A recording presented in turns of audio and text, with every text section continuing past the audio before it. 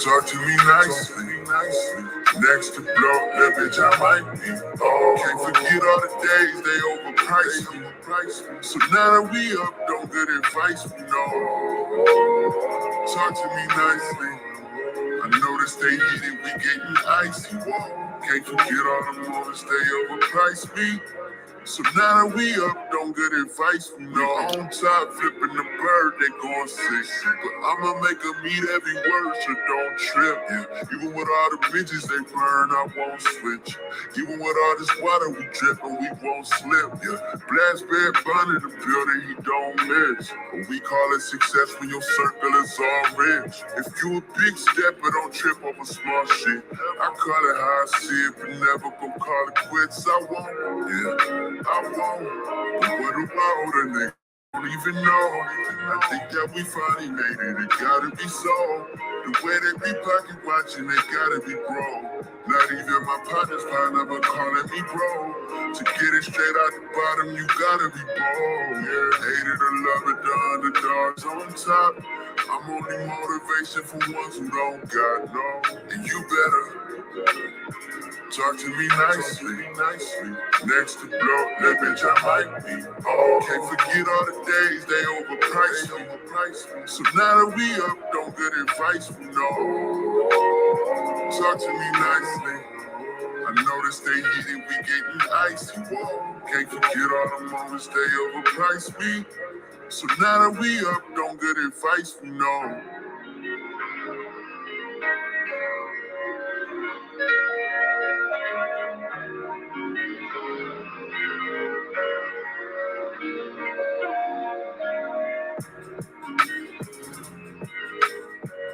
What's up, VCU? Yeah. What's up, VCU? Turn up one time for the one time, man. How y'all feeling out there, man? Yeah, sure it is. Freaky Deaky Friday. Man, hope everybody took the time out to like the video. We are in a time of accountability.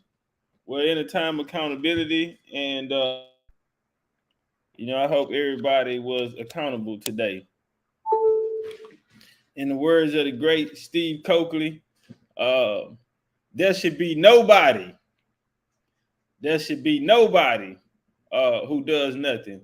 So, man, what's up, man? How y'all feeling? It's getting hot. I'm getting emails, huh? I'm getting emails. I'm getting DMs. We got a lot of people mad. A lot of people mad at me right now, man. They say, "Why are you saying the things that you're saying, brother?" The things that you were saying, brother, are very, very damaging. The things that you were saying, brother,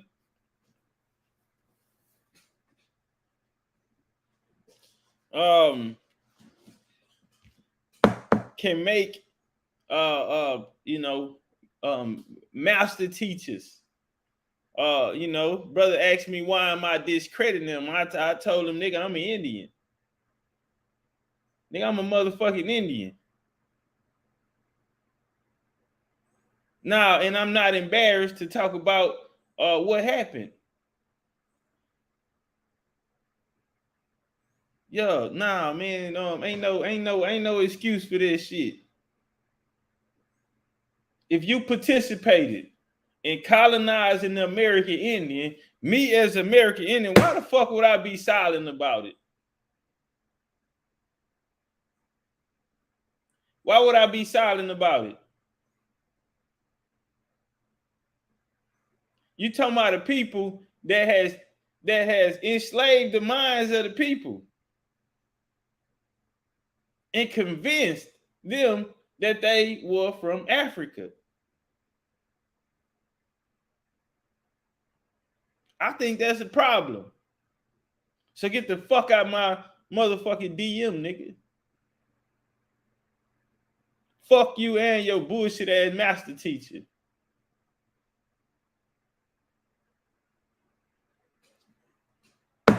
We can look at it two ways. Well, maybe they were used. Maybe they was used.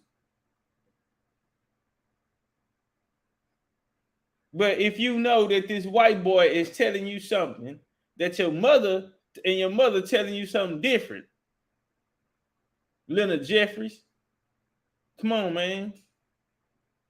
Those are the ones. Leonard Jeffries still alive. These are conversations that need to happen. What happened back then, Dr. Leonard Jeffries? If what the fuck I'm saying didn't happen, Leonard Jeffries still alive, y'all go talk to him. Go ask Leonard Jeffries what really happened. He was there. All them white boys we talk, he know all of them. The shit that nigga is saying today, motherfuckers been saying that about Leonard Jeffries.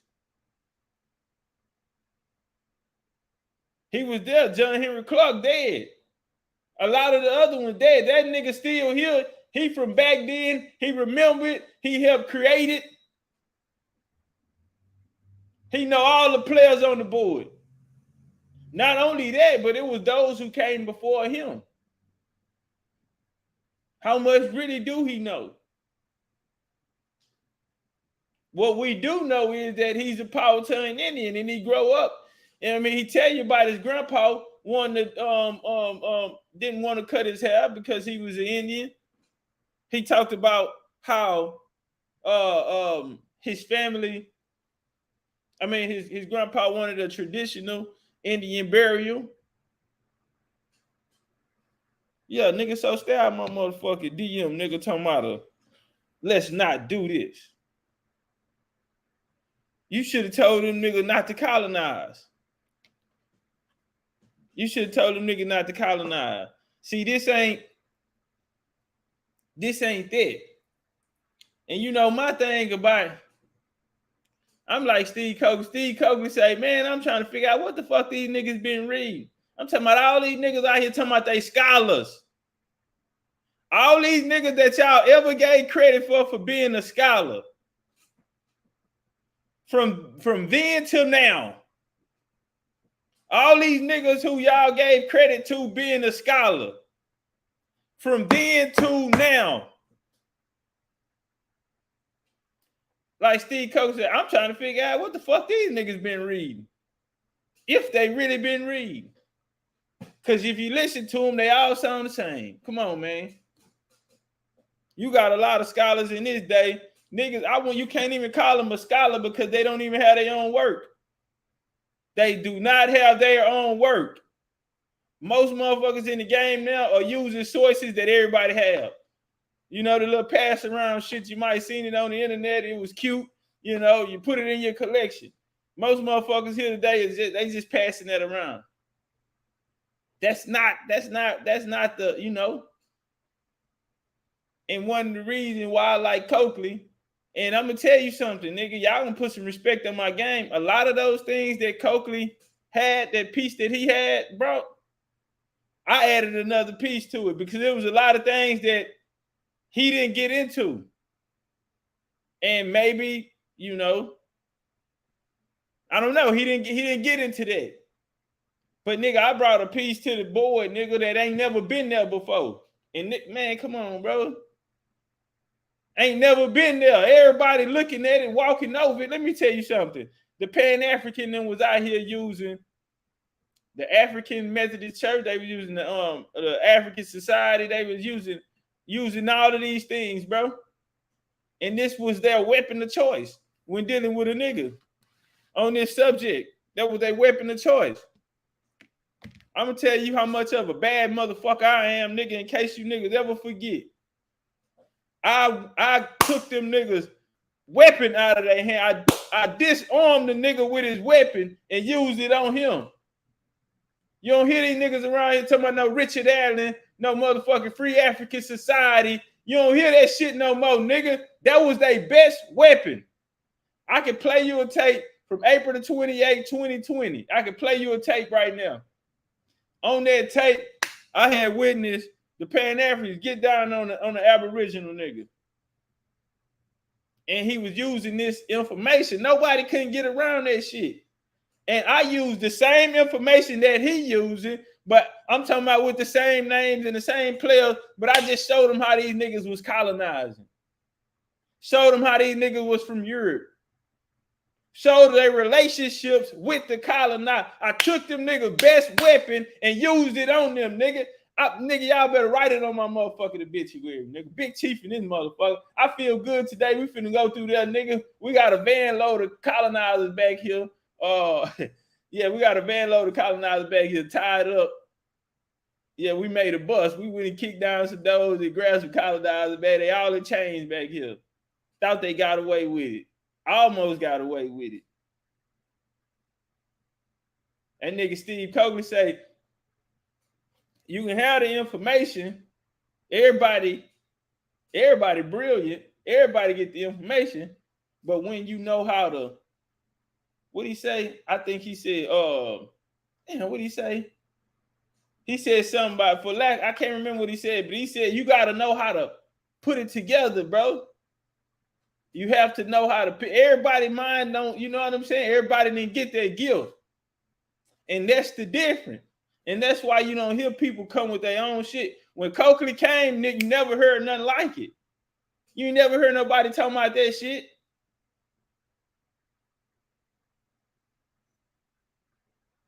That nigga brought a part to the game, and now he gone, nigga. Ain't nobody came and replaced that spot. Ain't nobody been close. None of that. When he left, nigga, that was out. And then when he was there, Coakley was, he ain't get what he deserved, bro. Fuck what a nigga talking about. He ain't get what he deserved. And when he left, niggas ain't seen nothing like him ever since. But you got all these other niggas out here regurgitating. These other niggas who standing on the shoulders of these motherfucking giants, right? And coming out here with the wrong information. None of that shit them niggas learned then work now. And you got niggas in the now using the shit that didn't work back then. Because they mind you ain't even really supposed to be here. A lot of niggas on the board not even really supposed to be here. You really don't even qualify. Especially niggas who've been here this long and still don't have their own message. Still can't tell you what their research brought them to.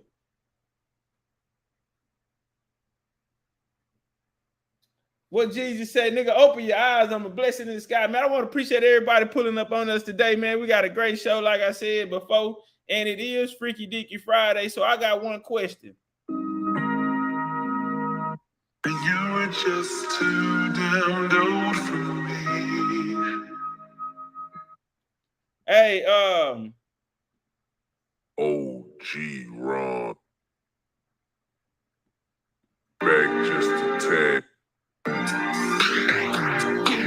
Ricky, y'all. What's up, BCU? Freaky Friday. Yeah.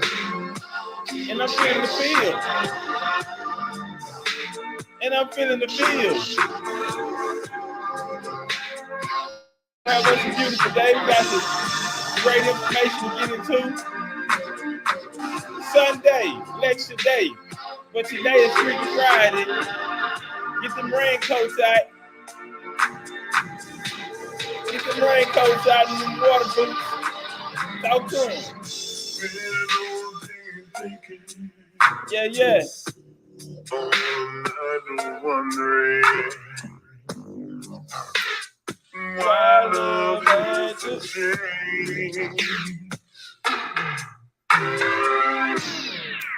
You kiss me, but it's not real. Tell me what happened. Hey! Oh, we living the life.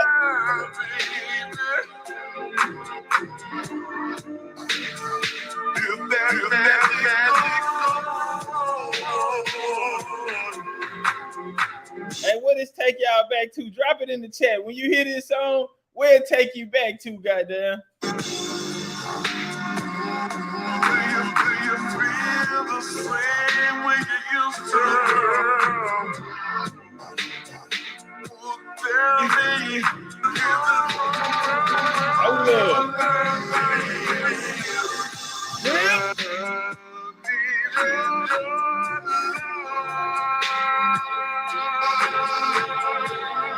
This take me back to the ghetto, man.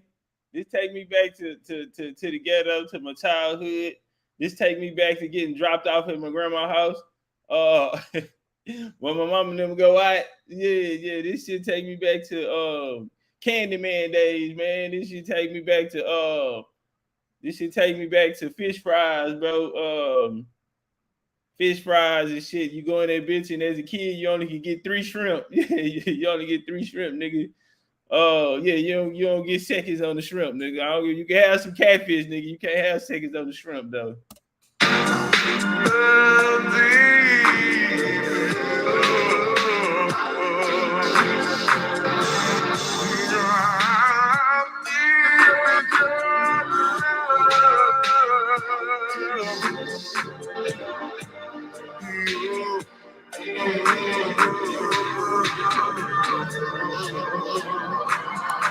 Shout out to Mike. Mike said he gotta go teach his clients some Brazilian jiu-jitsu. Hey, Mike, you gonna have to teach me some of that shit, man.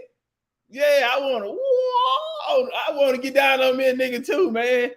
Ground and pound and all that shit, man. Yeah, you gotta teach me how to fuck a nigga up too, Mike.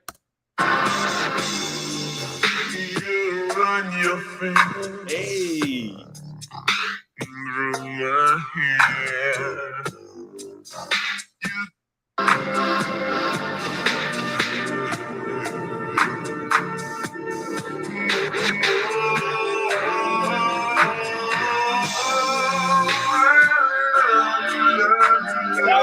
Talk to it. Oh, yes, I do, baby.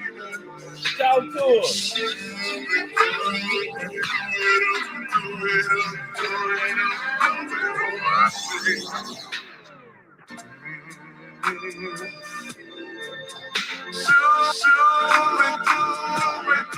Nigga Sunflower, what you know about that? Sylvia, you ain't old enough for that track. Mighty Bass say, taking back to 9192 when he used to like what he couldn't have. God damn it. He said, chasing this girl, but she wasn't digging me, which made me chase it even harder. Ooh, he want that water.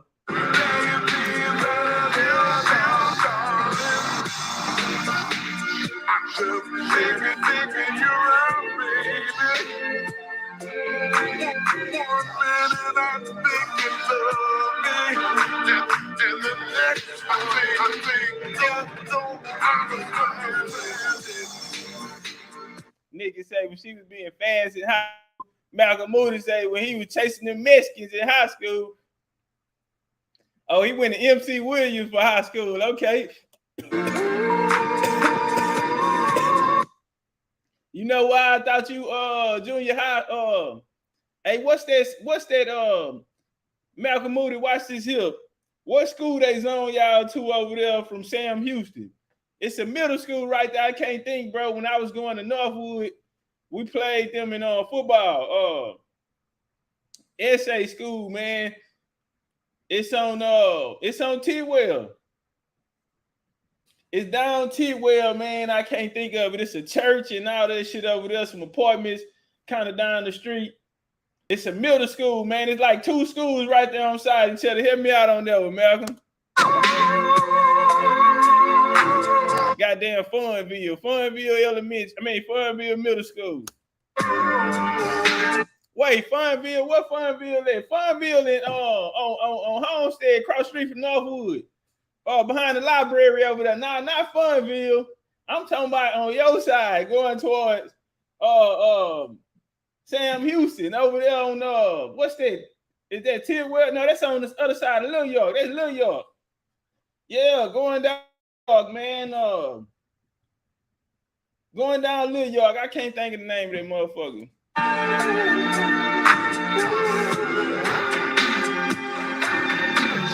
I ain't go to Funville. I went to W.E. Rogers.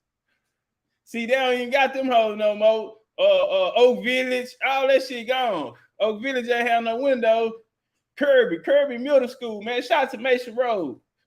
Yeah, Mason Road and Tidwell, man. They ain't even got none of that shit no more back there. BC Elmo, shout out to BC Elmo, man. The homecoming games, we used to have them hoes at Smiley High School.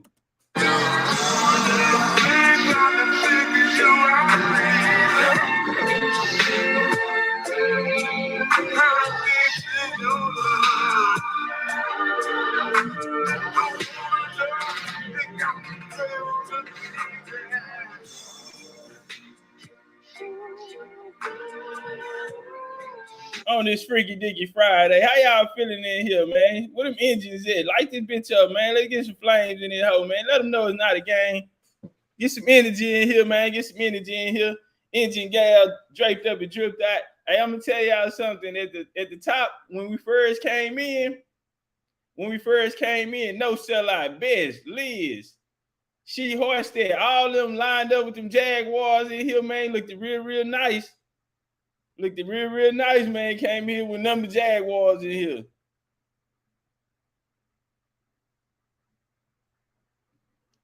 Hey, I have a question. Can anybody name all of those people on the screen? If y'all look up on the pic, the profile pic or whatever, the PTR thumbnail, whatever, can anybody in here name those gentlemen? Do anyone in here know the name of those gentlemen? Shout out to the LDBC in Dallas, man. Got a Dallas takeover going on over there.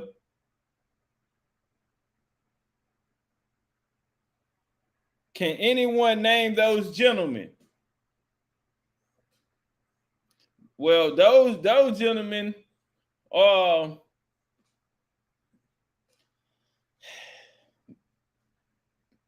these are, when they be talking about we standing on the shoulders of giants. Well, those giants were so tall because they were standing on the shoulders of their master teachers or boss man, however you wanna, These people are very, very instrumental in the conditioning of our people. You got to understand, when we went through the American colonization society, they had tried so hard and niggas failed. We're gonna be real about it. Damn, I had took down my shit and I should have kept it up. I say, man, I might need it. I might need that, man. And something told me I don't even worry about it. Let me see if I can do this. Let me see if I can do something.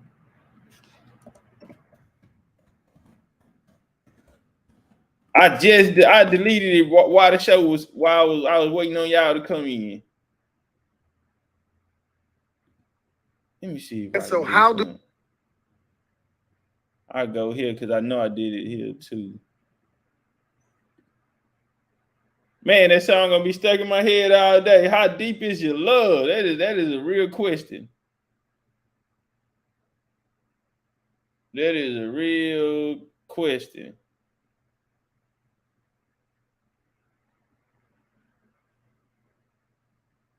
All right, let me see something.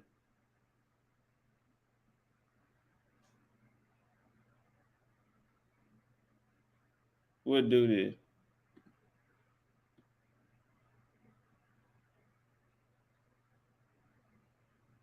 Oh shit! I didn't know I need this action too.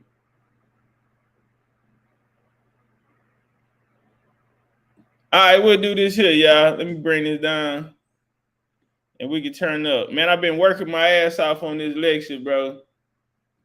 I'm really finna have to just block the whole world out from today to Sunday. Really about to just have to block the whole world out, bro, because I'm not fucking around. I don't give a damn. One thing you talk, I fuck around and stay up on the phone with Dane Calloway to 6 in the morning of the night. When was that shit? Like Sunday, I think. I think that was Sunday. Fuck my whole Dane, you fuck my whole week. And then he gonna tell me, gonna say, man, Top Cat, I ain't gonna hold you, man. Go to sleep. I be up to these hours. I mean, they been fighting to stay alive in that motherfucker. I got about an hour and a half of sleep. Fuck my whole week out. I ain't been right ever since. But we was talking about it. You know, when it come to this shit here, anybody that worked with me, they'll tell you that nigga there. I do not be bullshitting when he come down to this here. Shout out to James. Other day we had a lecture. I mean the debate. I knew we ain't had that much time. I'm like, nigga, we finna get off this app and go put some armor on. We finna call each other, nigga. We finna go put some armor on, nigga, and get busy. I lock in. I remember when during the debate, I was setting up and shit. And then they came on and they was getting ready. They was like, all right, we about to go. And I don't know, it's just something went in me. I just started mean mugging the screen.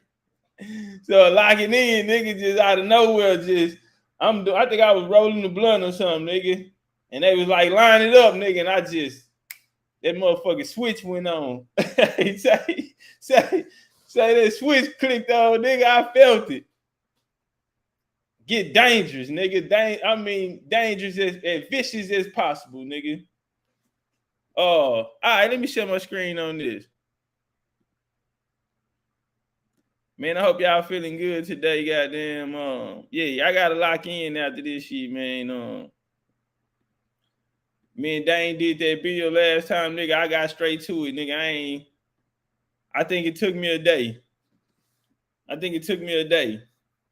I'm talking about I had to write it, I had to lay it down, all of that shit. Get my bars together, write it, and nigga, I don't be fucking around. Hell nah. What Steve Coakley say? It's just so much to do in this new paradigm. You know what I'm saying? Like I told y'all, I keep saying, bro, I went so hard because it ain't nothing there. It ain't nothing there. That's why I hate when motherfuckers try to mix this shit. Yeah, I'm an Indian, bro, but the shit that was going on in the Indian, there's no disrespect to the Indian community before, but it was some things about it, bro, that I said, nah, that shit not gonna work, bro. It's not gonna get us to where the fuck we need to go. So I said, man, we gotta build a whole new paradigm. And so, nigga, new is new. Fuck you talking about? You gotta go plant the seeds. You gotta go lay shit down. You gotta chop the trees, bro. You gotta build your shit and start trying to flood that bitch with much information as possible, bro. And hopefully find some people that were like-minded and on their journey, go heading in the same direction. That's why I hate when that shit get mixed, bro, because motherfuckers been a part of the old way and still got it on them, bro. They'll bring some of that shit in. Nah, bro, keep it fresh. But I say that to say this. Coakley say, man, I got it's so much, bro. That nigga stand up 4-5 in the morning, locking in. Because you have to do it. I don't want to do this shit. Oh, that nigga know he have to do it. He gonna tell you, bro. I don't know if y'all, I'm a Coakley head. I like Steve Coakley. And you know, a lot of the other scholars and whatever, they get way more credit. That's why I don't consider myself a scholar, really, bro. I really don't. I'm like a Coakley, bro. He a game spitter. Nigga stand there, bro. And you know, I don't know, bro. Like they speaking through him. Nigga tapping in the shit. Niggas can't get that high. Like, how the fuck you put that together? You know, niggas read this same book 1,000 times, nigga. Then you read the motherfucker. How the fuck this nigga Coakley is putting this shit together like this? And then the nigga stand there, he make it look so easy and natural. He just, nigga have his hand on his head and he just be spitting that shit. You can see him thinking his thoughts and them hoes coming to him, but he's spitting them so elegant and he making sure you can understand, man, that nigga, that was a beast. That nigga was a motherfucking beast. And see, these niggas, they want the books and the, you know, the niggas that sound smart and articulate their words good and use big words and all of that shit there, bro. That nigga, you ain't really tapping in. Somebody taught you that. Somebody taught you that. I'm talking about the nigga, the ancestors, nigga, that are using your vehicle, nigga, to express themselves, nigga. And I'm talking about the nigga that came back to tell you what happened. I'm not talking about that shit a nigga reading off the book to you, because most of these niggas y'all getting all this credit, all they doing is reading off the book. They not putting their own, nah, bro. I'm talking about when you coming back saying, nigga, this what happened. This what the fuck happened, nigga. Them niggas ain't doing that. They read what a nigga put down. They reading what a nigga put down, bro. That's what made Coakley great. Coakley came back and told you what happened, kicked the door open on them niggas' ass. This was here, this who was working with who, this where the money went. He slept with his baby mama. That nigga, yeah, that nigga brought that real shit. Make you say, fuck them books. What'd he say? You gotta know the players, know the names.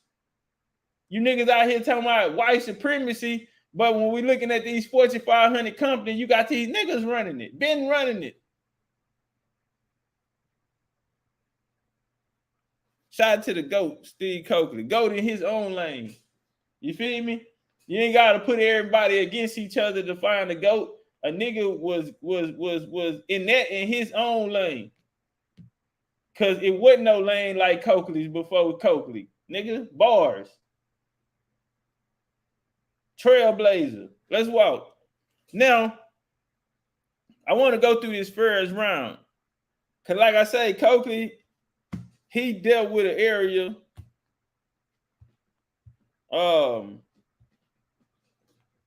18, coming into the Du Bois and them era. Du Bois, the father of Pan-Africanism in America. Right on, because when you look at Blythe and you look at Henry Sylvester, both of them from the islands. Check. They ain't even from here. Barbados, both of them. Barbados. Did y'all know that your fathers of Pan-Africanism are from Barbados? Both. Both of them out of Barbados. And see, they gonna tell you, and see what you got to do is do the research, because really Henry Sylvester family really came out of that island. Or Edward Blythe and them. Edward Blythe, most people don't even know. No, we're going through that Sunday. Forgot. We're gonna be calling him to the stand. But in America, you have Du Bois. And so he dealt with that era. And I took it a little further. I brought that bitch all the way down. We got busy in the 1800s, Reconstruction. Before Reconstruction, set them all the way up, all the way to the 1700s. Bro, that ain't never been done. Don't sleep on the kid, nigga, because I'm just like you. That ain't never been done. Well, watch this here. We're going to walk this first round down real quick. We're finna get some of that information out that I'm talking about. From Europe, royal bloodlines. Also, they never tell you in Africana studies about the free Negro slaves. They don't talk about the slaves in the colony, the plantation owners in the 13 colonies. They never tell us about the Black Confederates, the Black Ku Klux Klan. They never talk to us about these things. Hey, no more buying courses. No more. They never talk to us about these things. Come on, get busy. Here you go. This the shit I'm talking about.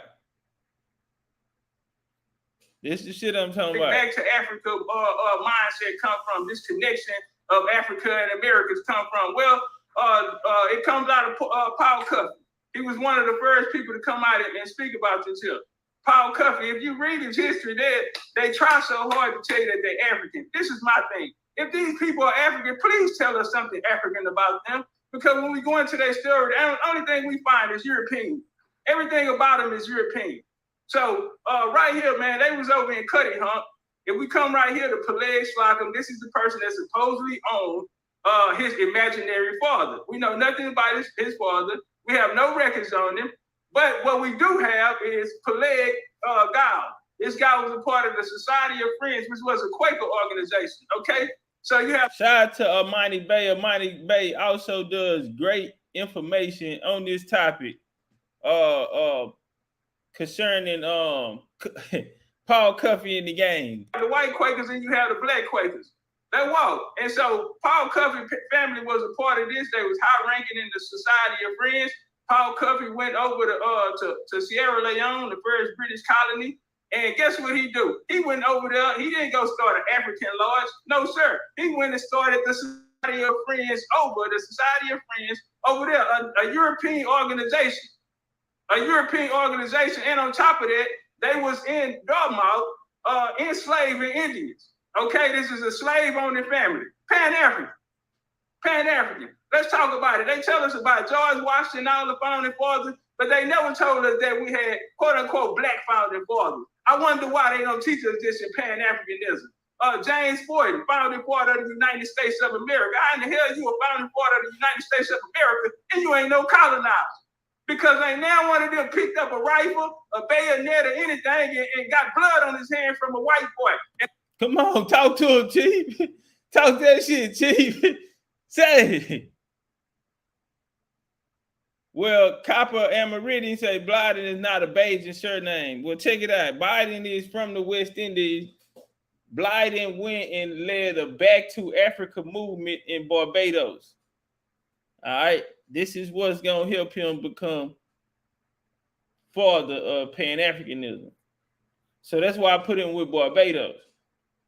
And secretly, Sylvester has a Barbados name. Now, let me tell you something about a Bajan. They not Bajan, bro. This nigga is a Sephardic Jew. Biden is not Bajan. He's a Sephardic Jew. All right. That's the part niggas don't know. He's not African. He's not Bajan.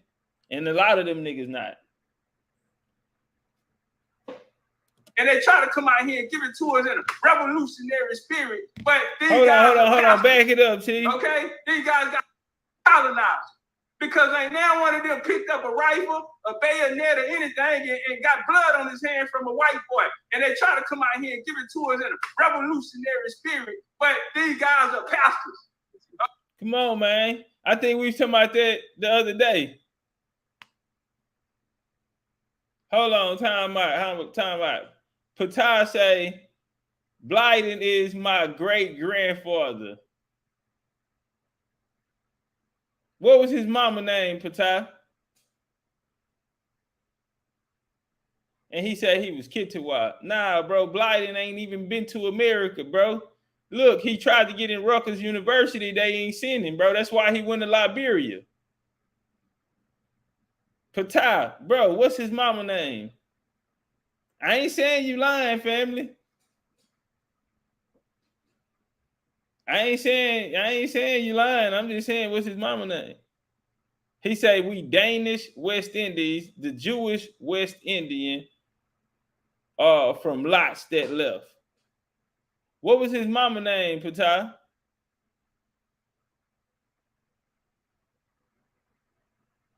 Oh, okay. He said he about to go ask his mama. All right. He might be telling the truth. I hope this nigga, I pray to God, to the creator, that this nigga telling the truth. This is, hey, look, let me tell you nigga something real quick. And I've been looking at his edge up. The nigga got a Danish Jewish edge up. Yeah. Nigga got a Danish Jewish edge up. See, I'm gonna show you niggas how you supporting Jews, how y'all shit go back. All you European niggas shit push back. That European blood push back, but it be different kind. You know, when you go right in the middle, I'm gonna show y'all a picture. Shout out to ODM Slim. It's this dude named ODM Slim, the YouTube. But go look at this shit. Sephardic, got that Sephardic in him. Go look how that nigga shit pushed back. It's different. He still got hair on some part, but go look at it. Got that Sephardic in him.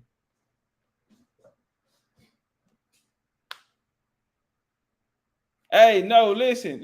Watch this here, Patah. What Biden are you talking about? Maybe we talking two different Bidens. Because if he Kitawa from America, this brother was in the West Indies.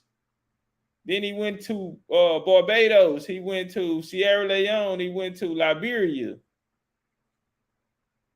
He started all that shit in Liberia. Y'all remember he went over there and played Muslim? We ain't gonna do too much talking about it, bro. We gonna wait till Sunday. Nigga played Muslim on you. Okay, these guys got the Holy Bible in their hand. They don't have no Orisas or Boutés or none of this shit in their hand. They made all that up too. But listen, they got the Bible. They made all that bullshit up too, nigga. But we was just talking about them niggas the other day.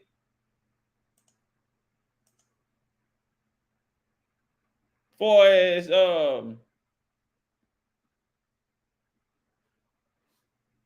man, I don't know if my thing done.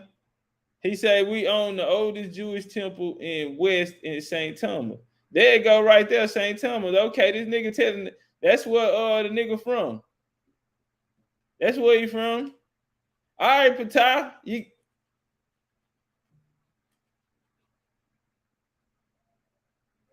All right, nigga got me. He ain't bullshitting. St. Thomas, that's where the nigga from. Good shit. We got, and y'all don't think that that none of this shit is by coincidence. I told y'all it's like damn near like the same pieces back on the table. We meet again like a motherfucker. Y'all niggas, y'all gonna understand how this shit work. How many people, kid folks sitting in here? Nigga, you got the motherfucking spirit of Osceola right here, nigga, coming through the motherfucking microphone. That part. See, that what I'm saying, bro. Y'all better start really looking at the board for what this shit is, nigga. They have the Bible. And so when I tell you that Pan-Africanism, their foundational base is Christianity. Damn, Big Chief, why you just say that? Because when they split from the white boy, it wasn't because the white boy called him a nigga. It wasn't because the white boy said, I hate you. It wasn't because he slapped his mama or enslaved his mama or raped her or any other fake shit that they teach you in Africana studies. But it was because the white boy didn't want him around him. Okay? So they say.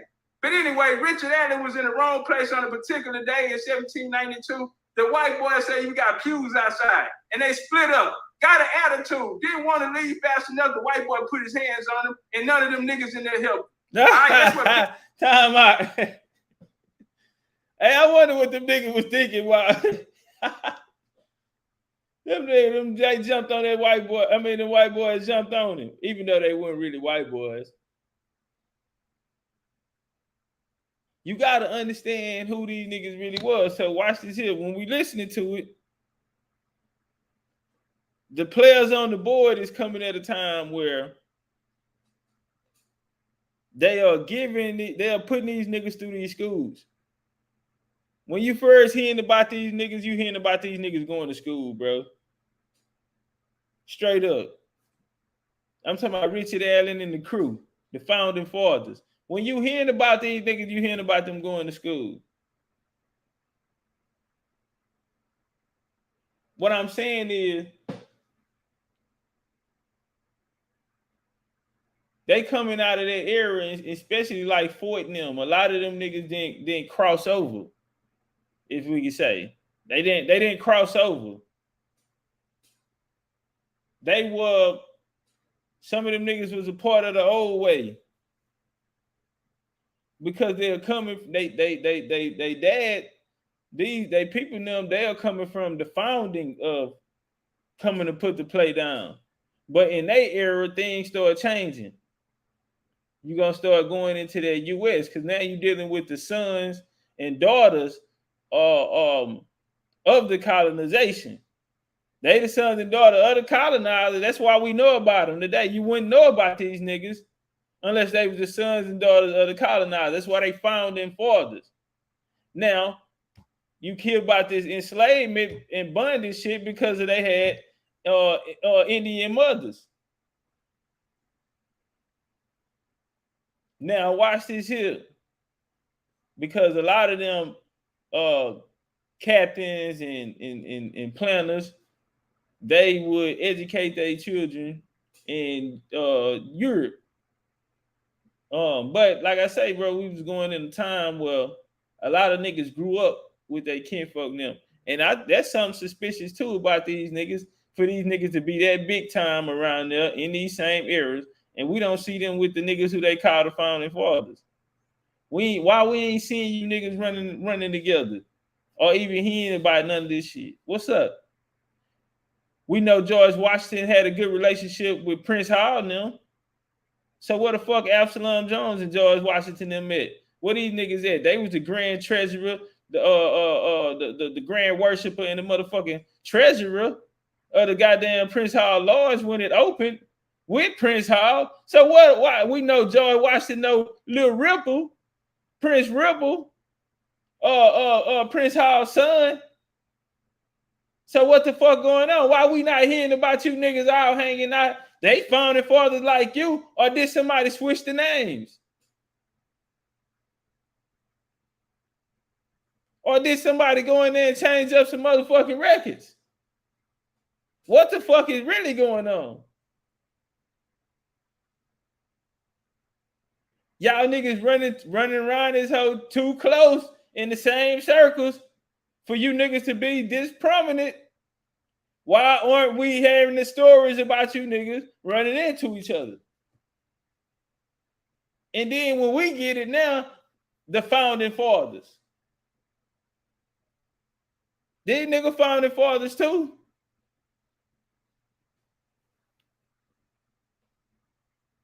Pan-African do to you. That's what Pan-Africanism. Cutting Junior in the building, man. Shout out, man. I see you out there in Dallas, Texas, man. Ain't looking good, goddamn, out there. Shout out to the LDBC. Do to you. But anyway, they fell out over Jesus. Okay, Barnes, ain't nowhere around there. Ain't nothing you can do about it. They fell out over Jesus, so they said, we got to go split. We got to go split. And you wonder why our community leaders are only pastors and masons. Still to this day, they're only pastors and nations. You know why? Because one of your black founding fathers, European Society of Friends, nigga, coming from a slave-owning family as well, him and Richard Adams as well. Let's turn up. Absalom Jones became the first pastor, okay? Became the first pastor in America. And then you see your Reverend Martin Luther King. He made the way for your Reverend Al Sharpton and your Reverend Jesse Jackson. Pan-Africanism ain't never fought the white man, but we see him working side by side, telling us he don't have the power to stop this white boy from doing what he's doing to you. Let's walk. You know why they all Masons? Because they also was a part of the Masonic Lodge when Prince Hall and them opened their doors. Guess what? Reverend Absalom Jones was grand worshiping and Richard Allen was the goddamn treasurer. Okay? I told you. So how the hell Washington and Prince Hall and his son them got a relationship and he don't know his homeboys? We know Washington and his reputation out there in Massachusetts and Boston and shit when he got his Continental Army, nigga. What the fuck you think he looked first? Niggas volunteered their service at first. So I'm trying to figure out, bro, all you niggas in the same area. Shout out to Coakley. Coakley come back, see, talking about a different era. But he gonna tell you about that fucking Boston connection, them goddamn Philadelphia, them niggas, New Jersey niggas. He gonna tell you about them connections. That shit was even significant in the talented 10 days. Them areas, why them areas? And right now we know them as white, New England and Boston and all this shit known as white folk. But you colonizing ass niggas always came up out of there. Always came up out of there. And that's the history right here. You see, we looking at it. And they fed these niggas back to us, and these supposed to be legends and heroes and saviors of our race. And this is where the shit started at. The origins of the U.S. is niggas. What they talking about for this colonization, niggas did this. This why motherfuckers believe in. This why niggas ain't got their traditions and spiritual systems and shit no more, bro. These niggas. They did it, bro. You can't point at no. This is where it started from. That's why they are founding fathers, bro. Bars. That's why they are the founding fathers. Because it all started from them. I'm talking about when the game changed. When they started being successful. And it never changed. That line still is here today. The same play, the same program. So you got your free African society gonna come out of that as well. Where they talking about you niggas need an identity now. You need an identity. They got to give you an identity now, right? Not to mention, okay, so let's deal with this Allen guy. They said he was enslaved by Benjamin Chew. Okay, do you know who Benjamin Chew mentor was? It was William Allen. Okay, the mayor of Philadelphia. He ran Philadelphia. Powerful his family in Philadelphia and he became the youngest grandmaster. He put Benjamin Franklin on, Thomas Paine, a lot of these guys who became big-time people in America, the Allen family put them on. You know, goddamn slave, prove it. Prove it. You niggas are capped. So just like they white daddy, these Pan-African ass niggas want to be a Mason just like their daddy, okay? That's why they can't help. You know what else they did? These bourgeoisie ass, good talking, good King English speaking ass nigga. I don't speak good King English. I'm an Indian, homie. Black Abolitionist National Negro Congress, okay? 1830, man. They put together this Congress. Guess where it happened at? In the AME church. Because all of this savagery and all of this goddamn colonization is gonna go down through the AME church. Why they ain't gonna get them an African church? Why ain't no African goers enough? Why they got you niggas praising Jesus? And the Pan-African community turn around and tell us that the white man and Jesus, the black church is what did this to it. Well, damn, here goes your black church right here. Your origins are Pan-African. 1830, they put together all these bourgeoisie ass niggas in America, met up in Philadelphia at Mother Bethel in the church, and they discussed moving you niggas ass to Liberia, Canada, or wherever you can go, what first thing smoking. They wanted you away from here. Why? Not they idea. Where was their idea? Them and the white boy. But they said, time, brother, time. Hey, white boy, can y'all leave? All right, time. We ain't going nowhere. All right, you know what else they did? Time, brother. Time, brother, time. Time, brother, what is going on? Time, you can't hear me? Okay, all right, my bad. That's why I said I gave y'all the option. Do y'all want 10 minutes or 8 minutes? I said that. Do you want to nationalism? He brought the Democrats and the politics out there. Also comes from a European family as well, the Macaulay family, Scottish Irish ass shit. All right, I land right there. You got 43 seconds, bro. Okay, all right, turn up. American Colonization Society. Get them niggas, Chief. We ain't playing with niggas, bro. Go in. Referee, get out the way. Everybody, nigga, we don't go. So these Quakers, they wanted to get these niggas away from them and find they could. Why? Because they wanted our land here in America for themselves. They wanted our land for themselves, and these black European ass niggas helped them. When I come back in the second round, I will show you and provide the evidence without a shadow of a doubt that these Pan-African niggas helped them to try to colonize the land from the indigenous Americans. Bars. All right, man. It's going down, Jabari. I hope you ready for this. You see the time now. Why you like? What's up with it, man? Let's get some flames in this hole, goddamn. How y'all feeling out there, man? On this Freaky Deaky Friday. Time, brother. Oh, you know what it is on that? We got a presentation. If you walk into a goddamn building and if you walk into a business, because the same back to Africa ass theory that he running around here trying to push, Paul Cuffey was pushing it. Put some respect on that man's name. You come out there, we got a presentation, at least respect the big Pan-Africans. All right, let's walk. Black people, pop your shit, young nigga. Pop your shit, young nigga. Because the same back to Africa ass theory that he running around here trying to push, Paul Cuffey was pushing it. Put some respect on that man's name. You come out there, we got a presentation, at least respect the big Pan-Africans. All right, let's walk. He felt that black people living in America would never be treated as equal and would be better off elsewhere.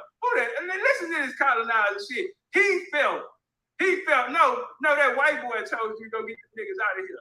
Now watch this here. James Fortin, your other three founding fathers, James Fortin, Richard Allen, and Absalom Jones. You always see these three colonizing ass niggas together when it got something to do with the white boy colonization. Well, anyway, they said they met up in Richard Allen church, in the black church, and they told niggas to go to Africa. And down here, Fortin wrote Paul Cuffey and told him there wasn't a single soul that said they was gonna go. Ain't that a bitch? Put nobody down with that. And so a part that they leave out is the missionary part. Now you have the now when they set up Nigeria, they set up Sierra Leone. After they set up Sierra Leone, you got the sister company come with Liberia, right? They went over there and colonized Liberia as well, colonizers. Now, who was instrumental in the funding of this was the Church Mission Society. So let's walk. This is Crowther, which they tell you that y'all come up with some of the weakest bedtime stories. But anyway, Crowther went out there. He was a part of this Niger expedition was too. They wanted to goddamn find out the origins of the Niger River. And so when they got over, they had a language barrier. And so he was instrumental in helping create the Yoruba, the Igbo, and a lot of these syllabaries so they could create a Bible so they could go there and colonize you niggas at, comparing Africans ain't nothing but Christians. All right, that'll walk us into the they'll be throwing little slick shots in there, them body shots, kidney shots. And if you don't see them coming, they hurt. Take the wind out your motherfucking ass. Brussels conference. Now when we get to the Brussels conference, they don't never like to talk about the Brussels conference, but this is coming from the source. The Brussels conference right here. I can drop that link for y'all. All right, now it say with the foundation of the 1788 African Association of London, right here in this book, they're gonna speak about using the blueprint of the African Association. And then we go into the Berlin Conference where they carve up Africa into slices of pies. And here come these niggas, right? They always, this is when they start Africa. Slow down, bro. Slow down. Slow down, bro. Y'all be letting this old fast talking ass nigga take a deep breath. I want to breathe for the young man. Inhale, exhale, everybody. Let's take a breath for the young man. No, he must got some good head, ladies. That nigga, he sound like he stay underwater for a long time, ladies. God damn. Whew, let's all take a breath for the young man. Inhale, exhale. That nigga must got some good head. Jesus of the Christ of the Lord. Woosah, young man. It is not that serious. You're gonna get him. It's okay, you're gonna get him. It is not that serious. That young nigga is for real, for real. That young nigga is for real, for real. That nigga is square business. Let's all take a breath for the young man. Kind of studies after that, right? They always tell us about the goddamn Berlin Conference and the scramble for Africa, right?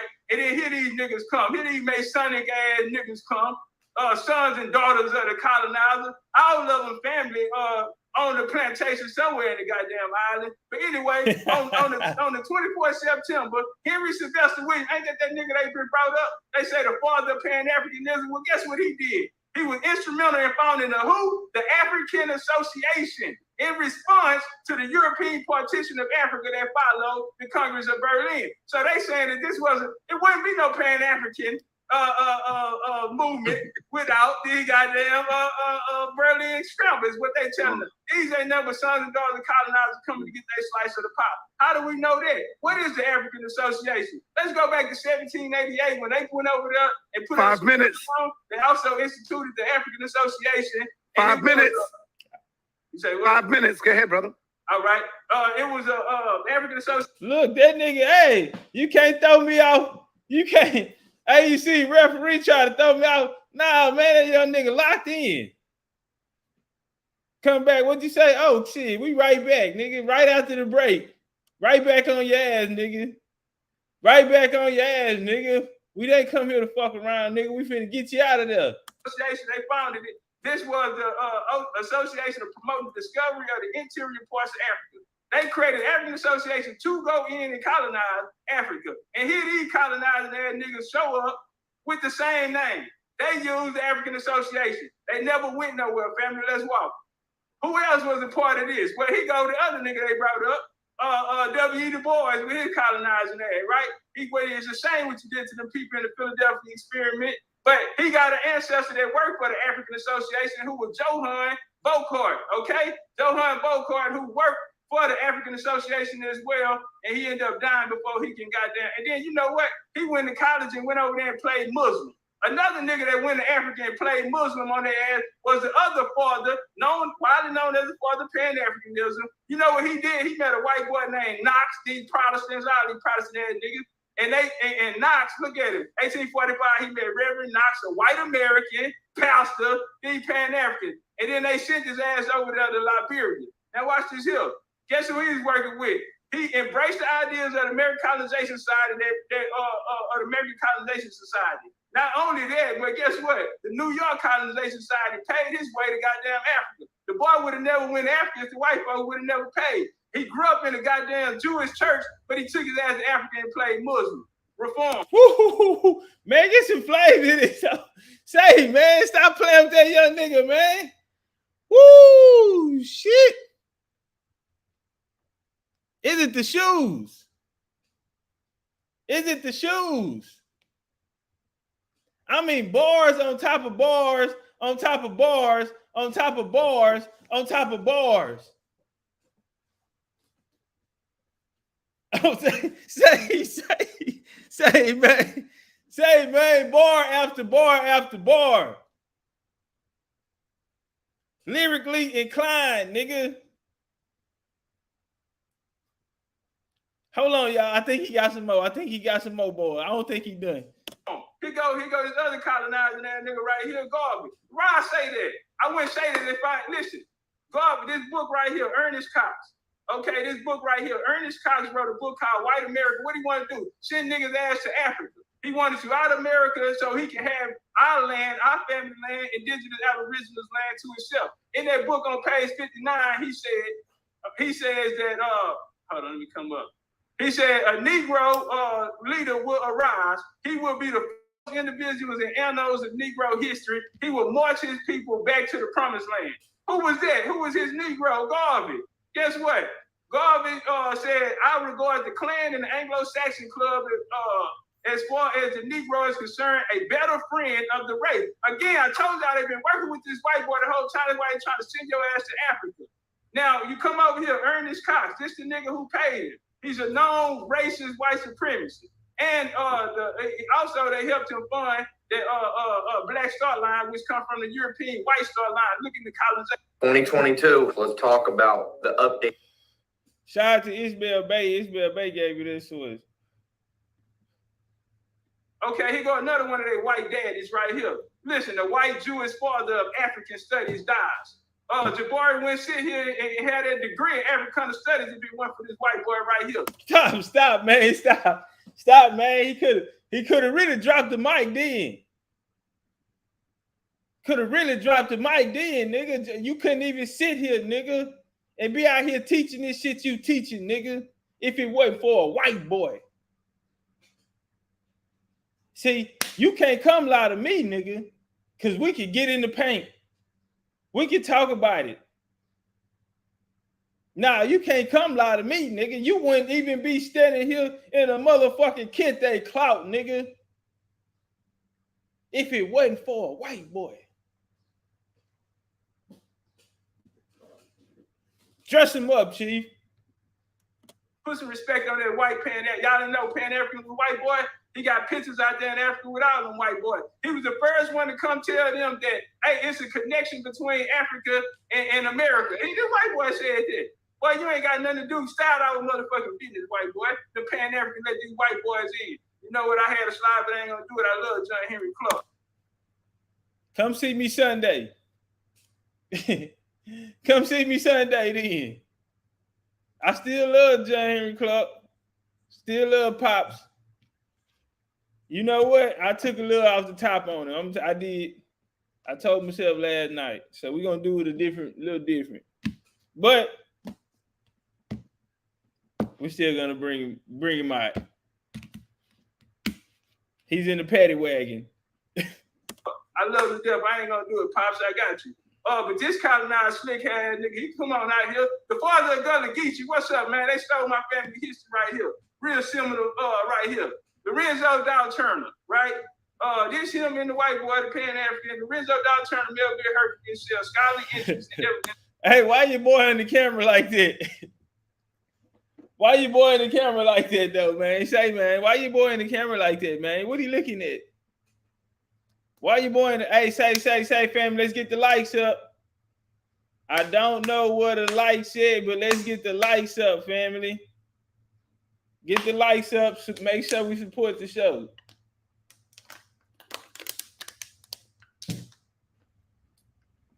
Share this bitch out too. That's what I really. That's the real supporter nigga want. I want this bitch shared out. It's very, very important that we all share the videos. Very, very important that we make that shit happen, bro. Y'all niggas in them Facebook groups y'all be arguing in, share the videos. And follow me on TikTok, man. Big Chief University on TikTok. Shout out to Pharaoh Baby Mama. She shared one of our posts over there on BCU TikTok yesterday. Dealing with the American Indian paradigm, man. And we finna, make more content, man. And we finna create some content too for our BCU trips coming up.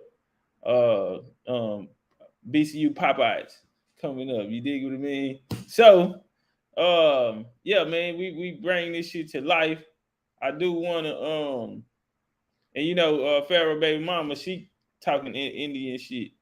Them younger generations too. You feel me? And so that's why I always say,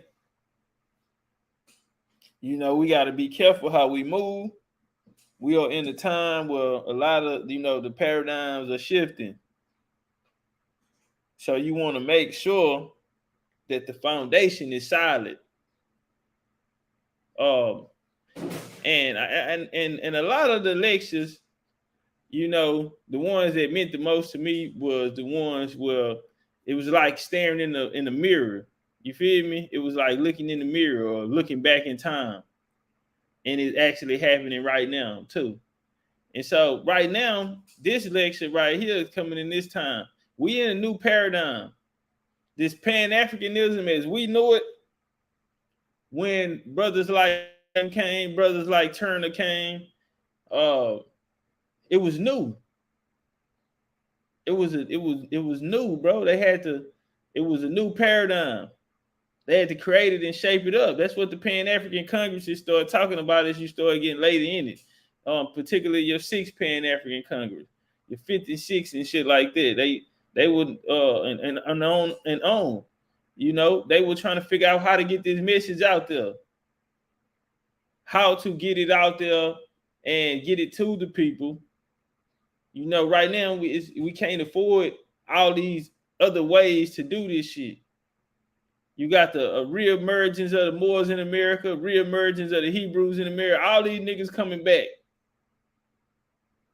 You got all type of shit going on out there. And I'm going to say this to the Indians. Shout out to y'all and knowing y'all Black European history, right? But every time we in it, because I went back and listened to that debate, and y'all niggas started naming all your Black European. I'm like, what the fuck? Oh, y'all, what the fuck is going on right here? Listen, bro, when we Indians, we just gonna, push our Indian line. Use that shit when you have to. Or pertaining to, genealogy. Don't bring that shit to no debate, bro, and we ain't talking about no goddamn Black Europeans, bro. Gonna get them niggas a goddamn, and now they gotta come into it. It can confuse the people who, not up to speed, for lack of better words. That was all bad. I caught that shit late. But I clicked on the video and I'm like, what the fuck? Nigga, time out. We need a 20-second time out. What the hell is going on? How the hell everybody just went back to Europe that fast? What the fuck is going on? Come on, bro. We just stand in America and fight. Fight with your Indian ancestors. Come on, bro. Fuck my European ancestors right now. And I'm standing on Indian business.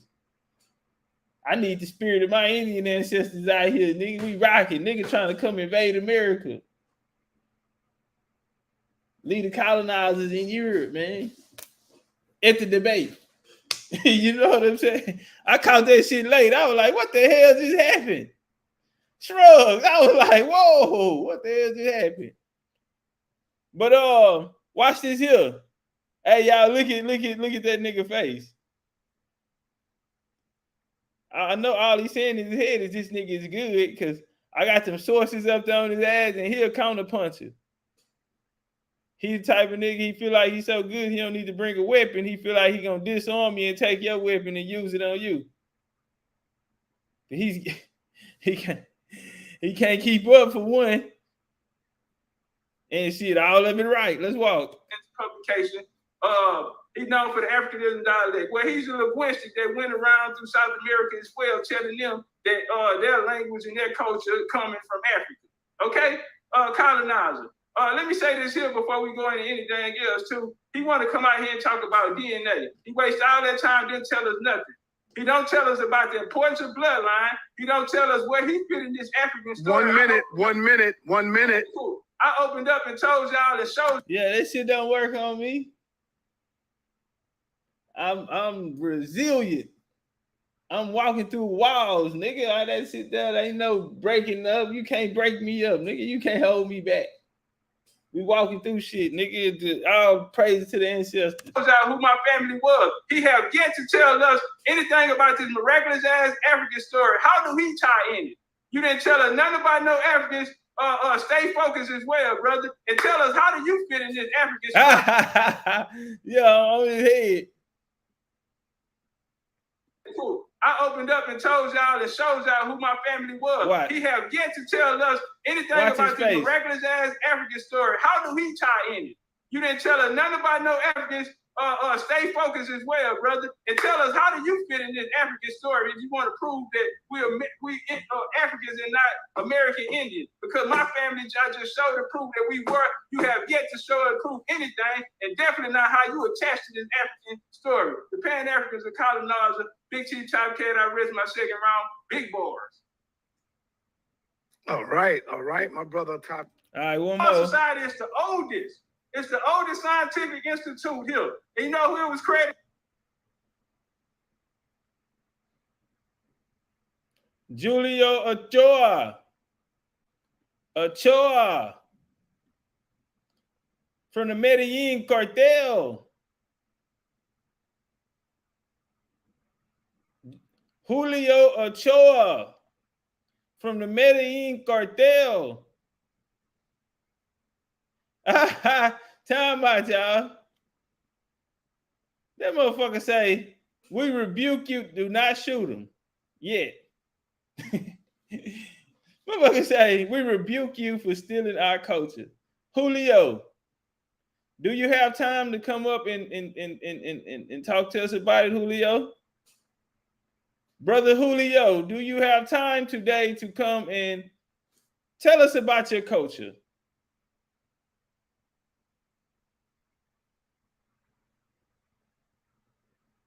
Julio? Olmecs were the grandfather coach. I didn't ask you that. Julio? I don't give a fuck about no Olmecs right now, Julio. Or an Aztec, brother. Julio, would you like to come up and tell us about your culture today? If not, get your bitch ass from away from here. Or we will get you away from here. But Julio, if you would like to come up and tell us about your culture, we would love to hear it, brother.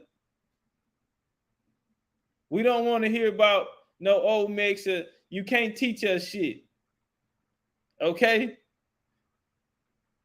What you can teach us about your culture.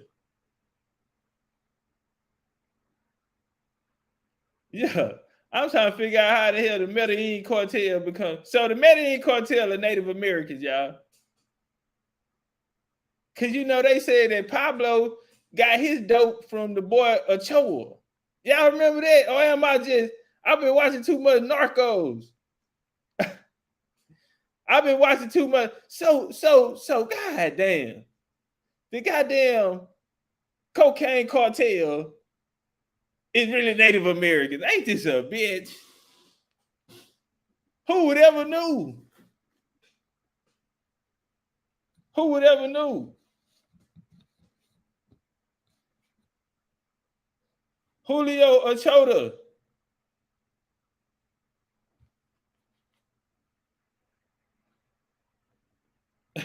He said Julio the snort of the line. He geeking right now. Yeah. Yeah, that nigga over there full of that dust. Julio, gone on somewhere, man. We rebuke y'all. I will refer you to thieves of civilization. All right, shoot that bitch. Julio, time to die. We'll see you on the other side, brethren. I did not know that the goddamn cocaine cowboys was Native Americans. That is news to me. Learn something new every day. That's why you got to keep an open mind. That's why you got to keep an open mind. We've been dope slangers. See, that's the culture. All you niggas out there on them trumped up ass dope charges and dope cases like that, they taking you away from your culture. Yeah, them traditions. God put this here for me and you, nigga. These are traditions. Nigga want to peddle. Nigga been peddling dope. How you think the Egyptians? We been serving Egyptians. Yeah, nigga, we them nigga got packs of tobacco packs and, you know, bricks of tobacco, nigga. Bricks of the cocaine, nigga. We been peddling. How you think they been snouting in Asia? What, we got these niggas on that dust in Asia. We didn't put on, nigga. We didn't put on around this hoe, nigga. Cocaine cowboys, goddamn. I turned up one time. What they say? Pan-African's fake DNA. I was hoping you would come in here with that bullshit. Again, the African Association. Yeah, they created the African Association September the 24th. Where did they get it from? Well, the African Association changed its name, family. Say, man, you know that dope good. Nigga travel all the way from Egypt to get a bump. Nigga come out, we got them coming all the way. Them niggas selling in, trap jumping like Chick-fil-A. Trap jumping like Chick-fil-A. We got some niggas coming in on the boat, nigga, from Egypt. Nigga hear about this shit way on the east. Niggas in the Middle East coming. Niggas out of Russia. Yeah. Say, man, hey, real dope, nigga, real good shit. What did they change their name to? They changed their name to the Royal Geographical Society of London.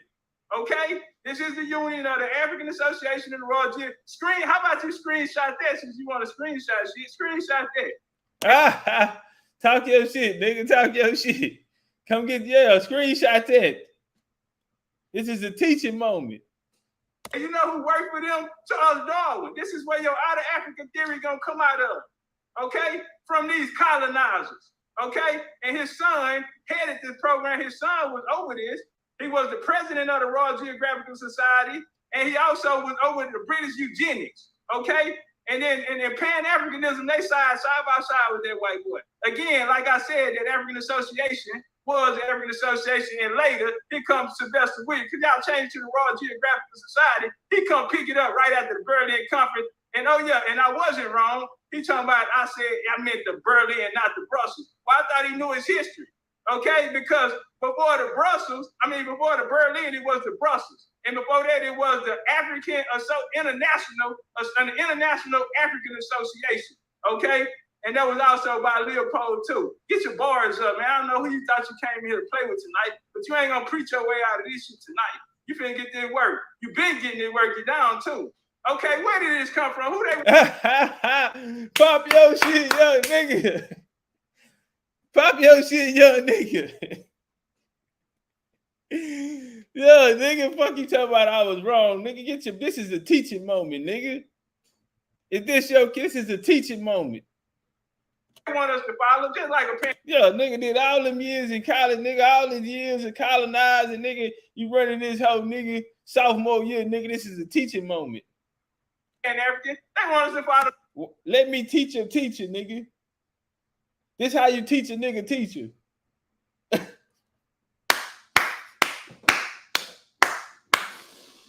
Man, where my light is, man? This how you teach a nigga teacher. What's up, Liz Robinson?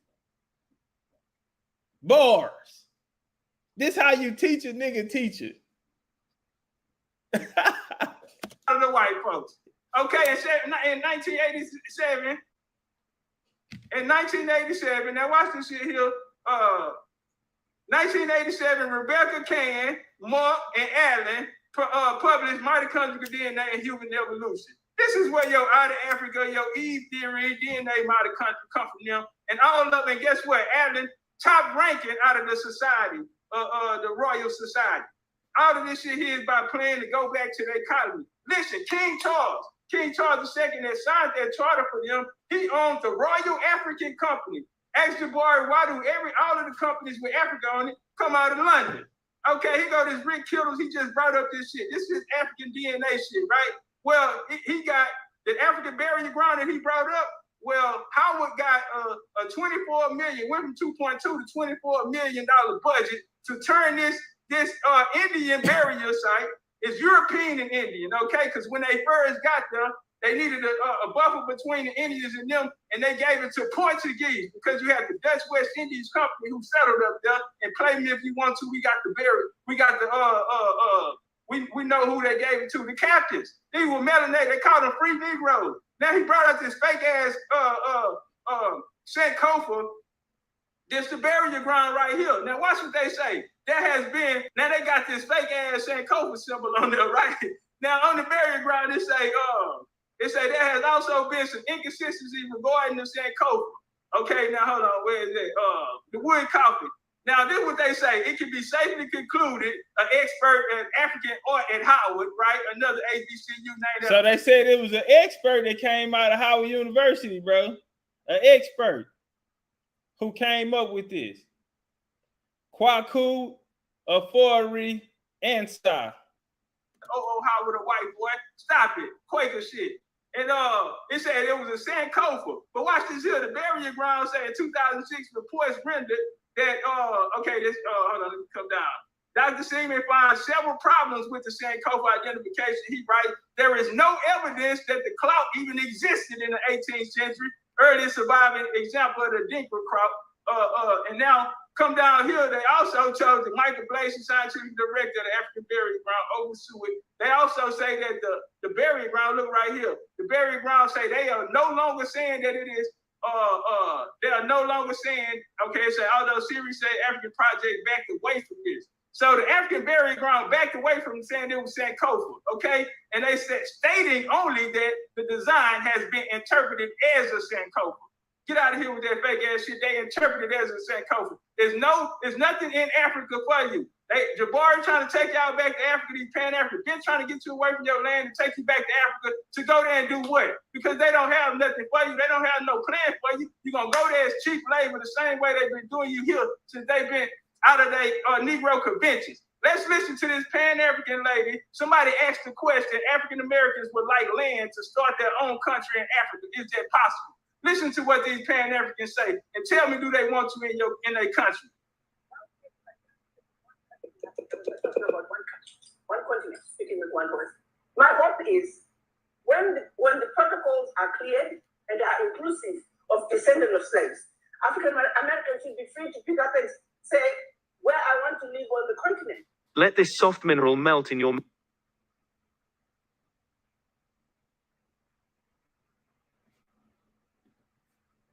You want to be given land when me, the continental African, I'm not being given land. Now, the people ask them, can we get land if we come back out and give us all these wonderful, glorious ass stories telling us this our land, this our home, is this, that.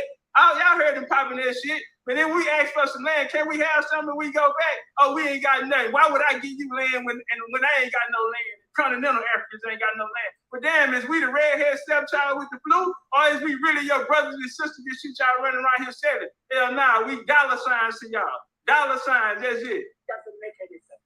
Let's be realistic here. And which president in their right mind would start giving land to African Americans and no land for the people within that? Y'all hear that? What president ain't right man? But damn, y'all come tell us we your brother and sister, the year of return. You want us to spend money to come to your dungeon and shit that you ran with the British?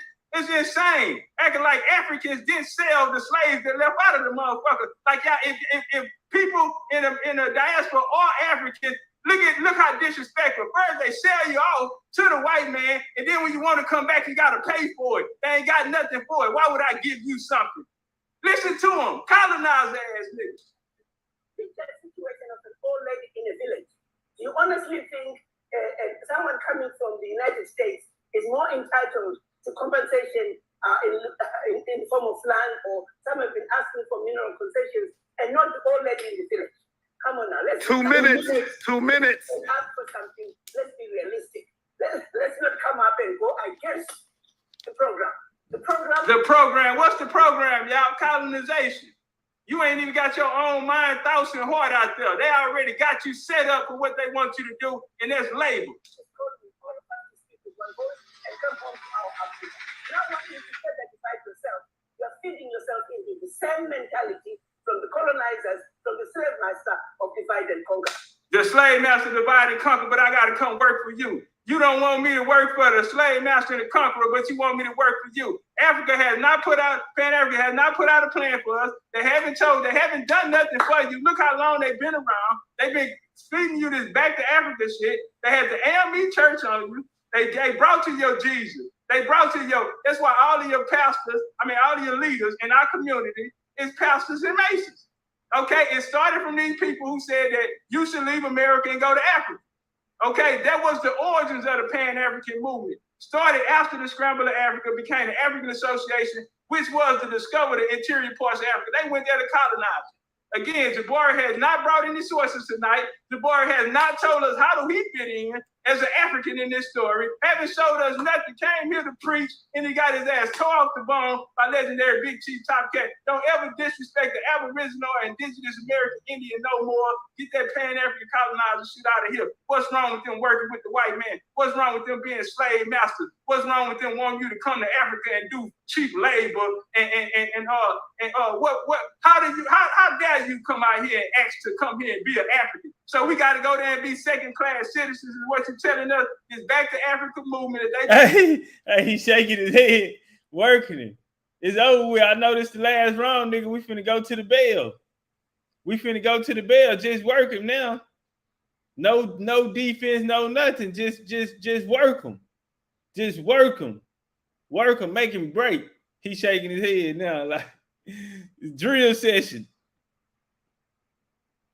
Shit, nigga, go ahead on and take him out. Leave it all in there. Fuck it. Empty the clip. Jabari has not brought any sources tonight. Jabari has not told us how do he fit in as an African in this story. Haven't showed us nothing. Came here to preach, and he got his ass tore off the bone by legendary Big Chief Top Cat. Don't ever disrespect the Aboriginal or Indigenous American Indian no more. Get that Pan-African colonizer shit out of here. What's wrong with them working with the white man? What's wrong with them being slave masters? What's wrong with them wanting you to come to Africa and do cheap labor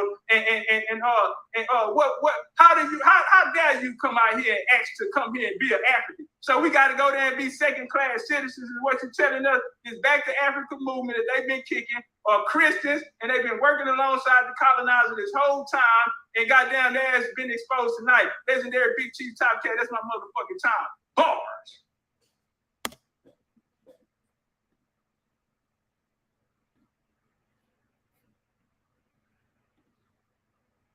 Young nigga say, I work, easy work. What's up with his sister? Run to turn up one time.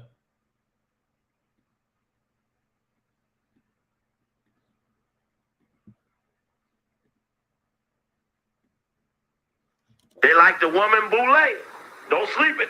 We're going to have a new piece coming out on the links. The Four Horsemen, the Guardsmen, the Snakesmen. They got all kind of stuff going. You better find out about these clubs because outside of small little press releases in the black press, you never hear what they do. That's right. And they make up the consensus behind the scenes about the containment. You see, the whites don't seek to stifle black leadership, they just seek to contain it. That's right. So that how do you allow a person to speak but say nothing? Becomes a strategy. This is, you become proficient in this. So we know, says that the Boule and Greek letter societies represent the infrastructure of Black America, the fraternal dynamic that permeates the Black community. Now, the white man that wrote this, that it represents the infrastructure. Remember, the Boule calls itself the inner circle of our race, which means that when Du Bois introduces the concept of the talented tenth, what it really was, talented tenth only. Now, if you don't understand that, what only means, it means exclusively just us. And it means that the guarantee is that in spite of or in deference to 11 on down. This is a policy that they cannot break. So we know that they knew about it. So it was no news to them. And then we start finding these around the country. This is the black newspaper in Washington, D.C., the Washington Afro-American, with a 1992 story dated January 11th, 1992, talking about Epsilon Boule Sigma Pi Phi Fraternity Annual Dinner Dance. And it runs down all this and it says, continued success to all the members of the area Boule, D.C., Maryland, and Virginia. They had a meeting together, all three of them, D.C., Maryland, and Virginia. In 2 hours, you can go from Richmond, Virginia, through D.C., down there up to Baltimore, Maryland. So you got 3 states you can quickly get to. And this list says there was approximately 65 members at the D.C. Boule. Some of them are our host, Samuel Massey, Grand, Rep. Us or something, Hardy Franklin, Carl Anderson, blah, blah, blank, blank, blank, Wesley Brown, George Weaver, blah, blah, blah, blah, blah. It says here that Vernon Jordan, it was Attorney Jordan and his lovely wife, Ann, who was white, who invited Mayor Sharon Pratt Kelly and her husband that evening. The newlyweds had just returned from their honeymoon. It was a real pleasure to see them so soon after the surprise nuptials. We wish them much happiness. But the point of it is that the kiss-off to the Boule is that of positiveness. So the question becomes, since they had never wrote a critical story of the Boule, then the supposition is that the Boule's history, what they have amounted to, what they are, is worth emulation and success as opposed to analysis and condemnation. A value judgment has been made that we weren't a part of, and the conclusion is they have hidden their whereabouts from us on an honest level and confined our dialogue to things that didn't include them when they looked at the power dynamic. When in fact, in the power dynamic, they are the primary consulted ones from the white race. I'm doing my best. Now, this is of course, Jet Magazine, which in August is announcing the new head of the Boule being put in. Now see, you're just looking at it, you don't even see Boule, which means you got to read into stuff, everything, every little picture, flip, flop, everything. Got to have some way of grabbing your attention. 41st, show you right, baby. The 41st band of Grand Boule of Sigma Pi Phi Fraternity convened in the Blush. What we know about every time they meet, it's always flush. It's always flush. Weston Crown Center, hotel in Kansas City, Missouri. The immediate past Grand Sire Archon Benjamin Mayer of Oakland, passed the gavel to the new Grand Sire Archon Hugh D. Perkins of Baton Rouge, Louisiana.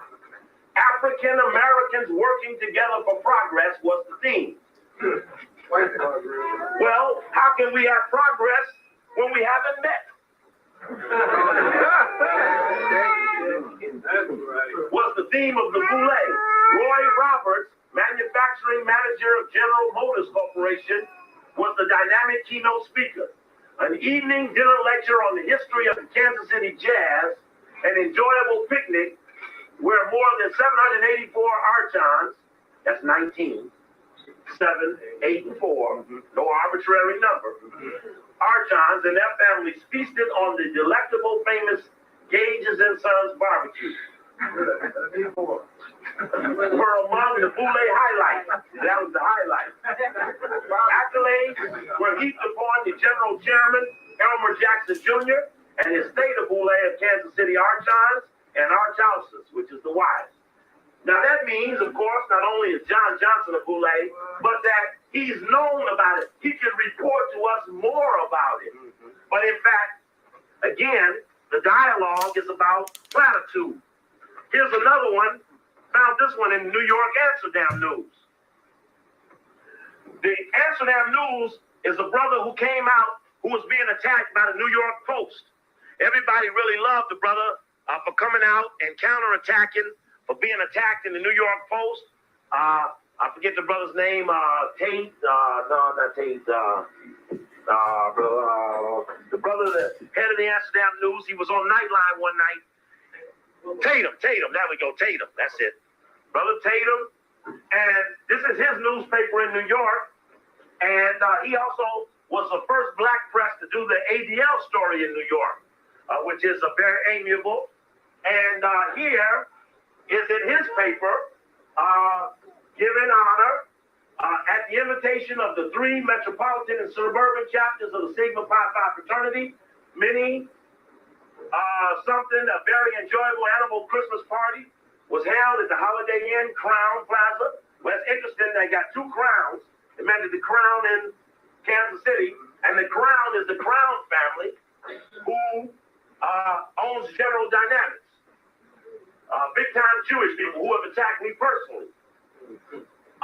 Sigma Pi Phi, which founded in 1904, first Greek lettered fraternity of African Americans in this country. The host chapters, it lists them.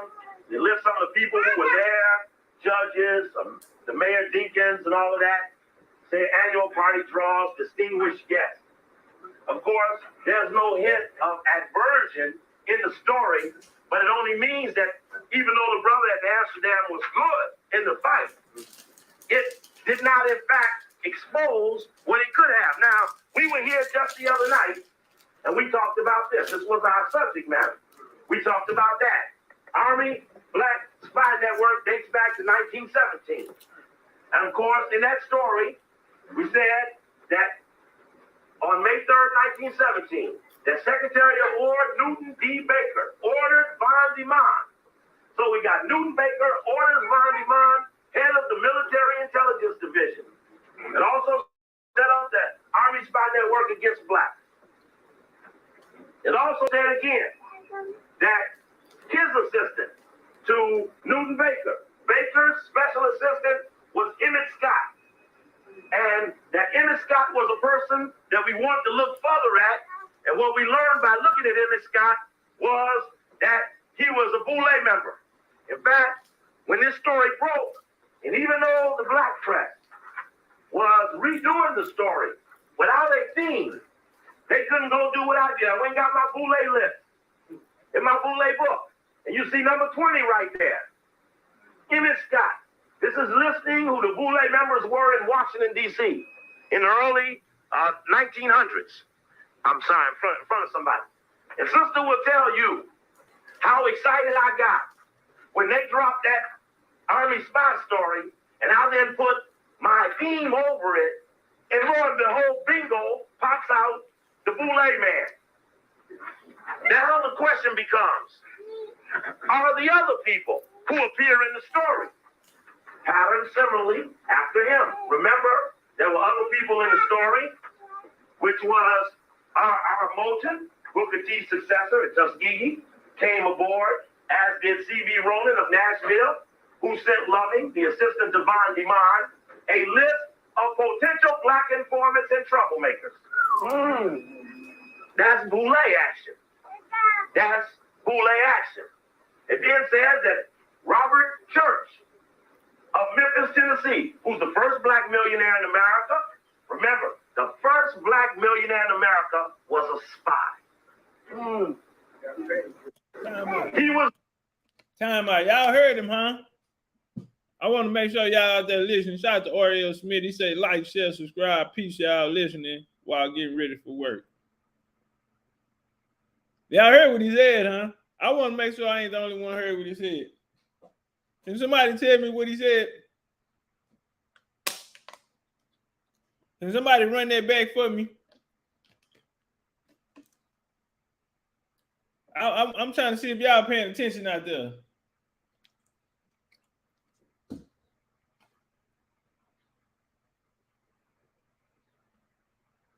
One of the. He said the first millionaire in America was a first black millionaire was a spy. Wealthiest men of the race has put me in touch with one prominent colored man in each of the largest southern cities. So he needed a network of prominent colored men. Y'all better be listening. I hope y'all listening.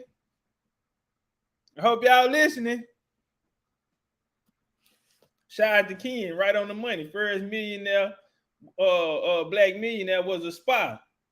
Now watch this here. Y'all heard what he just said, huh?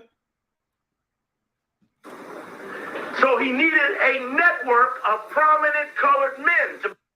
When I was in the mayor's office, little did I know, to me, just walked them right into this. But then Joe Spingard just reveals. I fucked my spot up. I didn't know in America was a spy. He was one of the wealthiest men of the race, has put me in touch with one prominent colored man in each of the largest southern cities. So he needed a network of prominent colored men to be available to provide to him the potential of identifying other troublemakers. So when I was in the mayor's office in Chicago, I, unbeknownst to myself, was being flushed out by competing powers around the mayor who just happened to have been the head of the boule. I didn't know it then. I didn't have the damn grid to fit over what I was seeing. It was just any old attack to me. Just another old attack from a little faggot ex-government official. Took it like any other attack.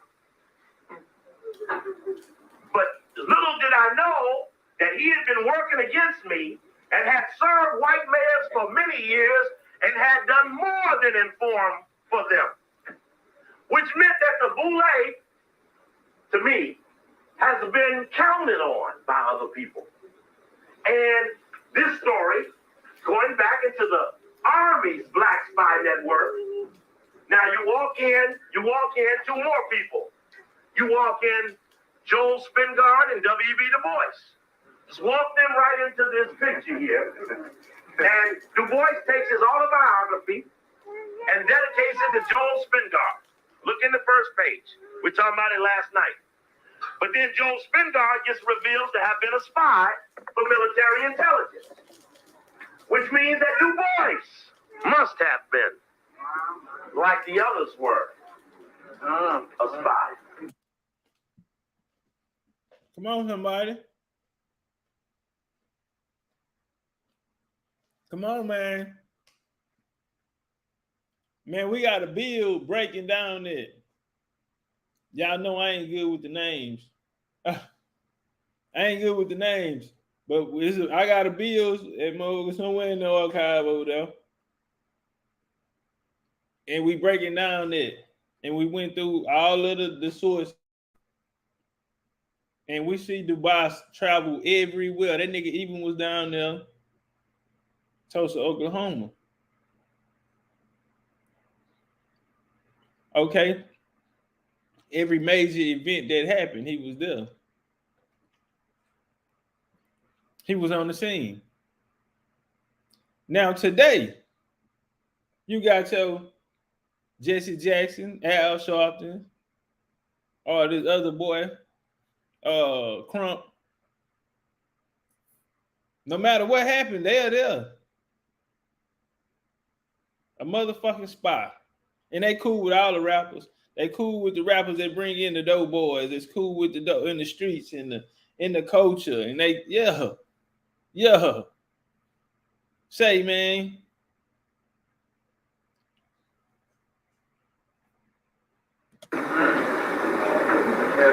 Now, this is a picture of Emmett Scott. Just for the record, we can put it on the video. And everywhere the boys went, guess what? Them people fell. Right? The boys came in, studied them people. What he do in Philadelphia? Went in there and broke all that shit up. Went in there and studied them people, bro. Everywhere niggas was doing good, he showed up. And when he left, some niggas came and kicked the door in. He left, white folk kicked the door in. This shit real life, nigga. I'm like, Coakley, I don't know what the fuck these niggas y'all be listening to. These niggas y'all be giving credit to. What the fuck is these? These niggas ain't talking about a motherfucking thing. Y'all know how when rappers, you have artists who rap and they don't really be talking about shit. You know, they on the beat and it sound good and it might make you want to, you know, do a little wiggle. But that nigga ain't talking about shit. You know what they say in the hip hop world? That nigga ain't got no bars.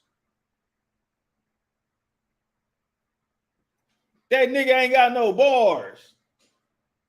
The beat got him sounding. Really, the beat got me moving my feet.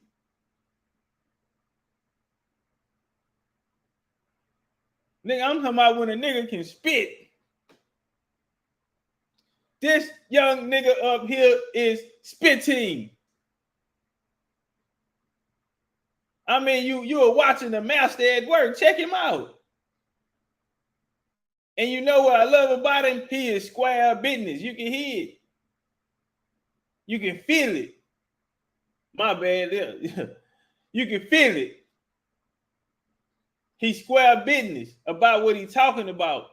And he's trying to get it out to you gotta be that square business when you're trying to get it to the people. When you're trying to get them to see this. And a lot of motherfuckers be getting credit around here, bro, and they really ain't doing shit. They really waiting on somebody else to do it. And then they just gonna slide in and come get in where they fit in. Catch a wave. That part. Yo, that's a picture of Emmett Scott. As right here in Los Angeles in 1941 at the Boule meeting at Griffin Park. 30 years into his Boule activity, Emmett Scott becomes the 11th Grand Sire Archon from 1941 to 1946, and most prominently leading them through the war years. Now, this is the Boule history book, keys us right up to the Memphis Commercial Appeal story.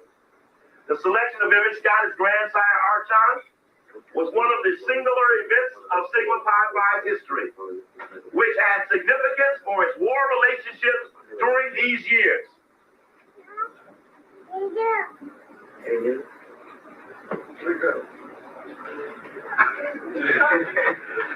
Excuse me, thank you. No live remote telecast. No.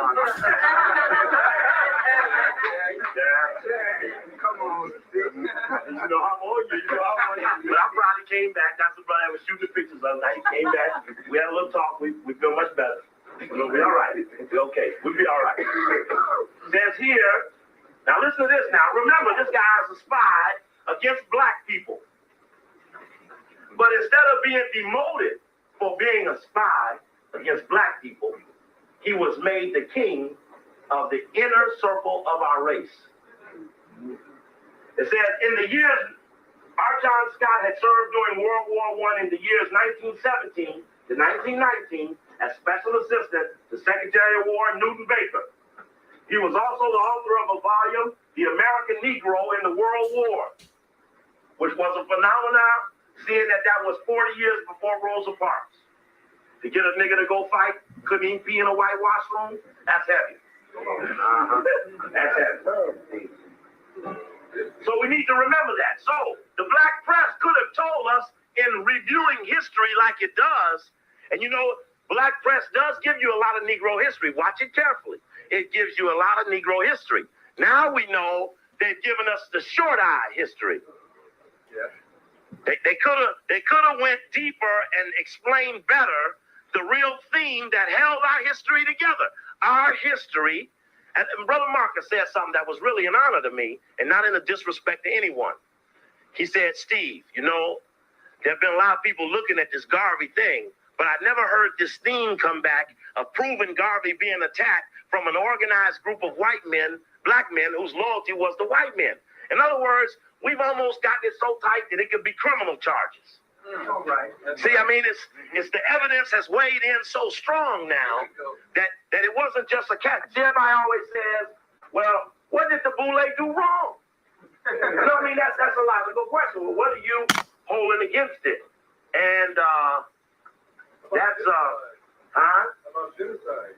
That's assistance, what we call co-assistance to genocide. Hey, jump on that like button, y'all. Jump on that like button, goddamn, and don't forget to support the show. Don't forget to share the video out as well. We really want the videos to start being shared out. That's right. That's right. And then we be up on that.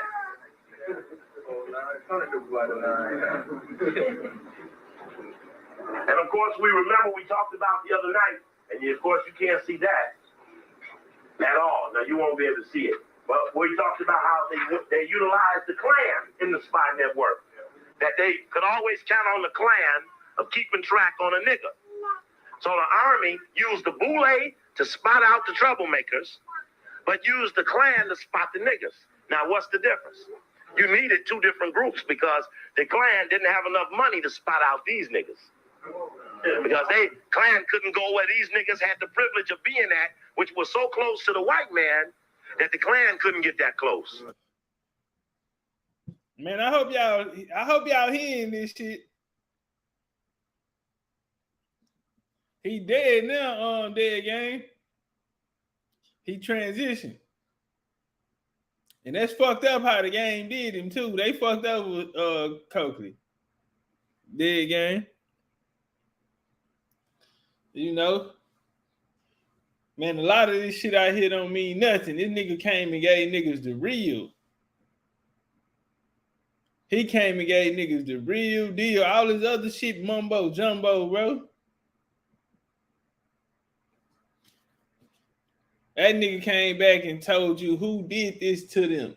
He took them niggas' ass to trial.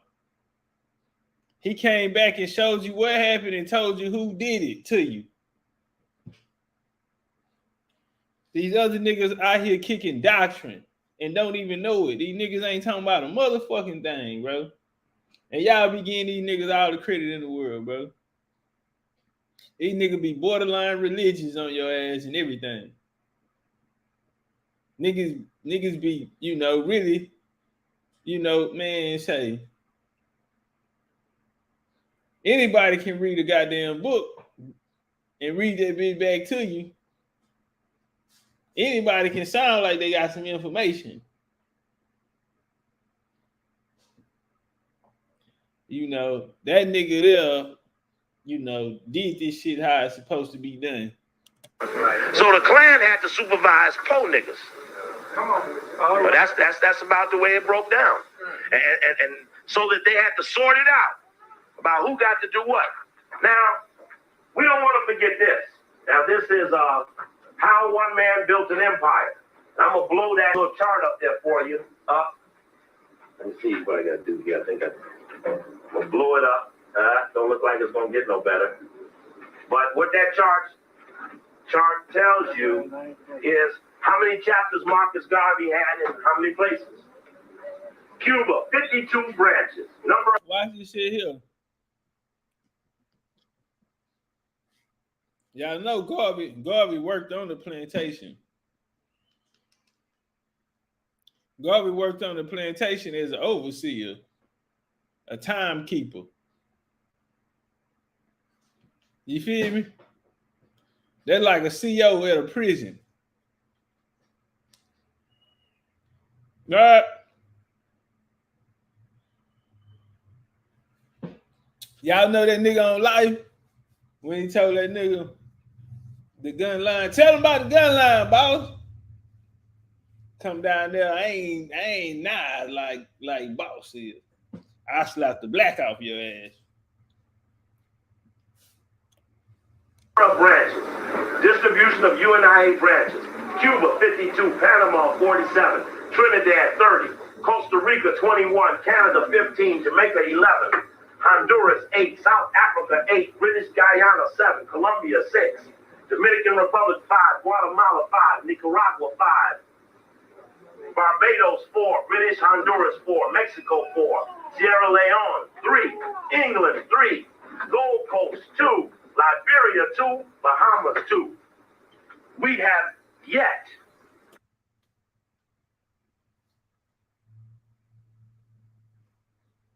Hey, that's Garvey reach. That's why Garvey, they call him the greatest. When Garvey failed, they really failed. See, Garvey represented a whole different party. Garvey went from America.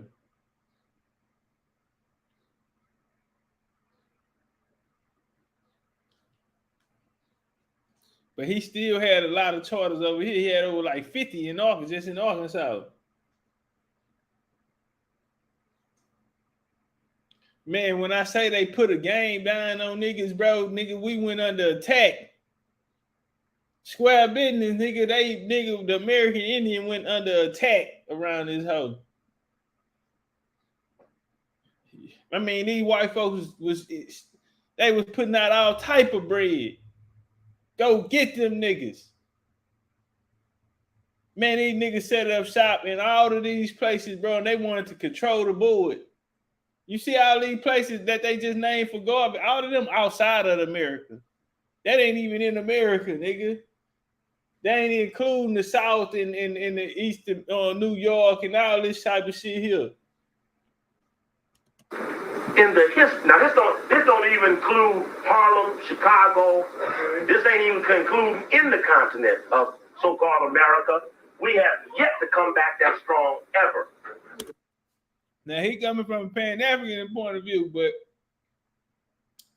he said, "What you mean, Garvey failed? Garvey failed." Man, Garvey had an opportunity, bro. Look at all of these charters he had. This what he had set up, bro. This nigga was, and he failed. That nigga built up an army. Man, Garvey, all of them guys ain't no man say. And you don't do nothing with it.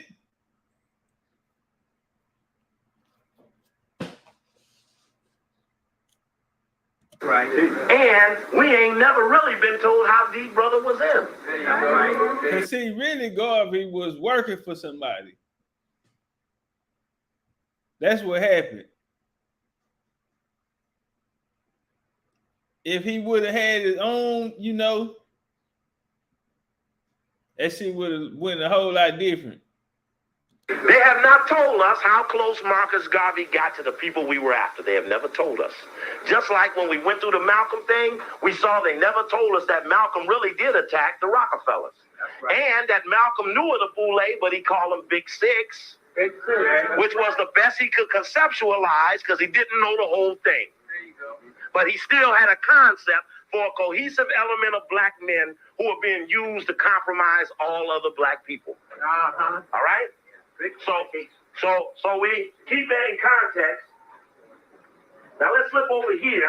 I want to share with you something about the Jewish involvement. Now, part of the reason that black leadership, so-called, is such a butter knife, is that at a specific moment, white people showed up and made a scientific decision that we have to get in the front of that nigger parade because that will be our leverage with the other whites. Now, let me go. Let's put the year 1915 on the top of my forehead. Pre-1915, there is no record of Jewish philanthropy in the black community. 1915. Now, you remember that the Urban League and NAACP was 1908, 1909, and all the rest of that. You remember that? All right, wait, I just want to listen to it. So, but these were predominantly being assisted by Anglos. And that the Anglos were, in fact, the ones that they all sought to be with, the Jewish philanthropists as well as the talented Tim. In fact, it mentions that there emerged an alliance. This is where you got to go back to the black. This will come out in the black and Jews thing. We'll go into this a little deeper. But that this so-called alliance that we've had started with Jewish wealthy and college-educated blacks. That was the... Huh? What's up? What's up? What's up? Put some respect on this man game. Put some respect on this game, man. Ain't nobody came out here and told you this shit. And see, you know, I just came and put another part to it, bringing in, you know, kind of what I just talked about with what's called them, and what we just watched before this. You know, when it was taking place in the 1800s, when it took place in the 1700s. In that line, this right here coming all the way up into your Du Bois and shit, coming out of the African Association, and he made it the Pan-African Congress, because all the ones before him had been passed on by then. Plus, he was over Pan-African. He is the father of Pan-Africanism in America. Du Bois. It all comes from the same line, this talented team. And see, at that time, you had a switch with the Jews because you got to understand there was a lot of people coming into the country at that time. So the Moors always say, well, the white folks are the custodians of the information. Well, when did they pass the baton? In America. I don't give a fuck about none of that European shit they talking about. We can answer that too, but we gonna, you know, we talking about America. When did the Moors make the white folks custodians here with the information? Because it wasn't no long time ago. This ain't nothing ancient. Like these niggas be trying to say. See, that's how I be knowing these niggas don't know what they talking about. This ain't nothing ancient about this. You got to understand, at the same time, while shit was popping, it was turning, everything was flipping in the turn of the 20th century. You even had the Jews had a movement of their own. You had a group called Young Israel as well. Because see, you got to understand, no different than the Whigs and the Tories. You had a people who, in America, the U.S., who only knew the U.S. I didn't grow up overseas in Europe. I don't know nothing about that. I grew up around my friends, my cousins, the people around here. I'm adapted to this environment here. And at that time, it was the same in the Jewish community. So you also had a presence of Sephardi's there too. I would love for somebody to come say, how did they make that flip? Because even your people who kept the Sephardi's, as far as the commandment keepers, Matthew went to the same school as these in Ohio. There's a lot of these top rabbis that came out of those movements. He went to the same college with them niggas, bro. I want one of these Moors to come tell us when that they passed the baton. When y'all left them as the custodians to the information and shit. Because the founding fathers was black. I hope y'all ain't trying to say with the founding fathers. I just want to know when it happened.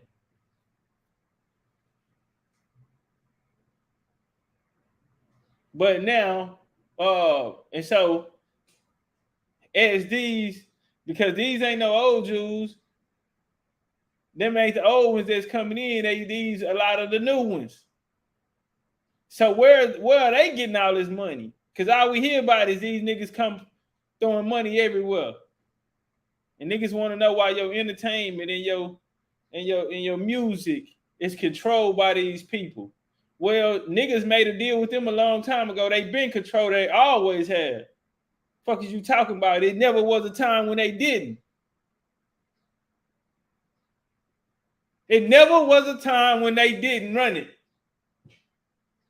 And niggas helped them create it. That's a whole nother bill.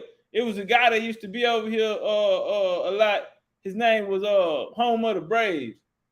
And I remember I was doing a documentary series, an election series, and he said, man, you gotta add the music and entertainment in it. And I always had it back in my head. I'm gonna drop that one, but I guess I'm gonna go and put it together, go and get around to it, and I think we'll come out here and do something like that. We'll show that they always ran it along with who? With these colonizing ass niggas. All this shit was set up and pre-packaged, nigga, before you even got it. So they sat down at the table and put this shit together before they gave it to you. It never was a time when niggas was in control of that shit. And all of the black faces that they had on it, niggas, I'm telling you that it's always these the niggas who sat down together. And he trying to tell you right now what the fuck happened too. Out in the black and Jews thing, we'll go into this a little deeper, but that this so-called alliance that we've had started with Jewish wealthy and college-educated blacks. That was the alliance. Now that's significant, just to rehash it. What is significant about Jewish wealthy? Yeah, UBTV, he cool, bro, but it don't hit like Coakley. Shout out to that brother, he do excellent work, but you feel Coakley in you know what I'm saying? Nah, that shit, you don't see that, bro. That it come in and it go. But but he not. Most of his shit is off of, work that he put out. It's mostly, shit we already know. It's not no, it's not no moments in there when you like, ah, damn, that nigga it's just the information told in his style. It's the same information just told in his way of telling it. You feel me? That's what I've been talking. That's what we've been talking about all day. And it's not that. You know what I'm saying? I can't put that on it, bro. It's this shit here like unmatched. He building the paradigm, and the homie he just he not really putting to paint where it ain't. Shout out to Cousin Junior. He really ain't putting some paint where it ain't. It's a lot of shit we already know. He's just telling it in his way. But that nigga, his shit be good too. That's what I'm saying. Niggas still be good and they shit still be right, information and everything. But it's not that game changer. You know what I'm saying? It ain't gonna take us to the chip. Setting up an alliance with the best of the blacks, which were only college-educated blacks. In other words, the so-called alliance never started equally because there were no black wealthy to ally with Jewish wealthy to make it a mutual alliance. Never from the beginning. I'm going to show you something. At that time, couldn't nobody come fight Couldn't nobody come fight Coakley. He would max you out because he talking everything he talking about. Niggas ain't never heard of. You ain't caught up there yet. That's what made him. That's like different. Like today, somebody will get out there with you, because a lot of the information is familiar now. But we talking about a time where niggas didn't know this shit. You get maxed out. You out your league. You know what I'm saying? That type of shit, bro, is different. I can't explain it. So that the blacks who were gathered up to be the alliance partners to the Jewish wealthy were in fact college-educated blacks, or as they say here, a talented 10th blacks. Which meant that all the blacks had for power was the concept of a group of blacks who would get authority over the other 90%. That was Du Bois's concept of a leadership, the talented 10th. And that concept of leadership is what he offered to the white man, to have the white man assist them in being that leadership. That the talented 10th was not a statement of guarantee with our people. Our people didn't conceive of the concept. It wasn't taken to us for ratification. It was a separating of the community in an organized decision by a weak element that felt itself intellectually superior, but in fact was not more relevant, more helpful, what was not identifiably any better than anyone else who could have been the leadership, so-called. Now, let me hook it in with you right here. I want to bring something together right on top of this that'll make it real interesting. It says here, the article is David Levering Lewis, Parallels and Divergencies, Assimilation Strategies of Afro-American and Jewish Elites from 1910 to 1930. Shout out Vito. Vito say, on some real shit, Chief, you a real one for even paying homage, because I ain't never heard nobody talk about this type of shit till I ran across you. And you know what, man? See, like this era, I have videos on it, I got bills on it, but I never like focused on it because the information was already there. Because he brought that part, far as the talented 10 on the way up. I got some drops on it. But he had already brought that lane. Boule topics and shit like that. He brought it already. So I went and did the shit that niggas ain't done yet. That's what I'm talking about. That's what make it different when niggas, building on shit that nigga already built up. You know what I'm saying? Like, nah, bro, I ain't trying to go, niggas too much shit to be done. Wow, that's already there. Go work on something else. So then I brought that 1800s, 1700s.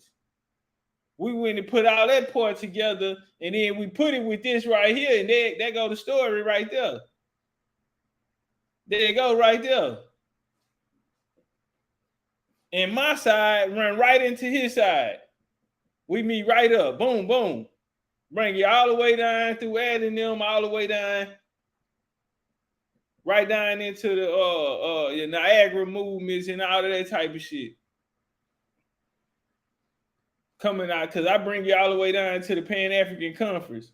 The first one when Henry Sylvester turned to show you with the African Association and shit. Bring you all the way down to there. Then the boys gonna take over. You hear me? And then Coakley right on his head. Blooka, blooka, blooka, blooka, blooka. I went and did my part. The shit that went there already.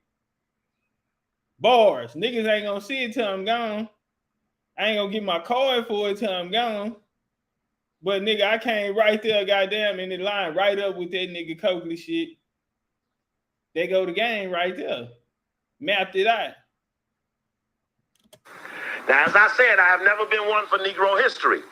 But now the 1910 to 1930 period is important to us in our investigation because the spy story has told us that Something happened in 1917, only 13 years after the formulation of the Boule. A predominant assignment had developed, and that assignment gave the impression that maybe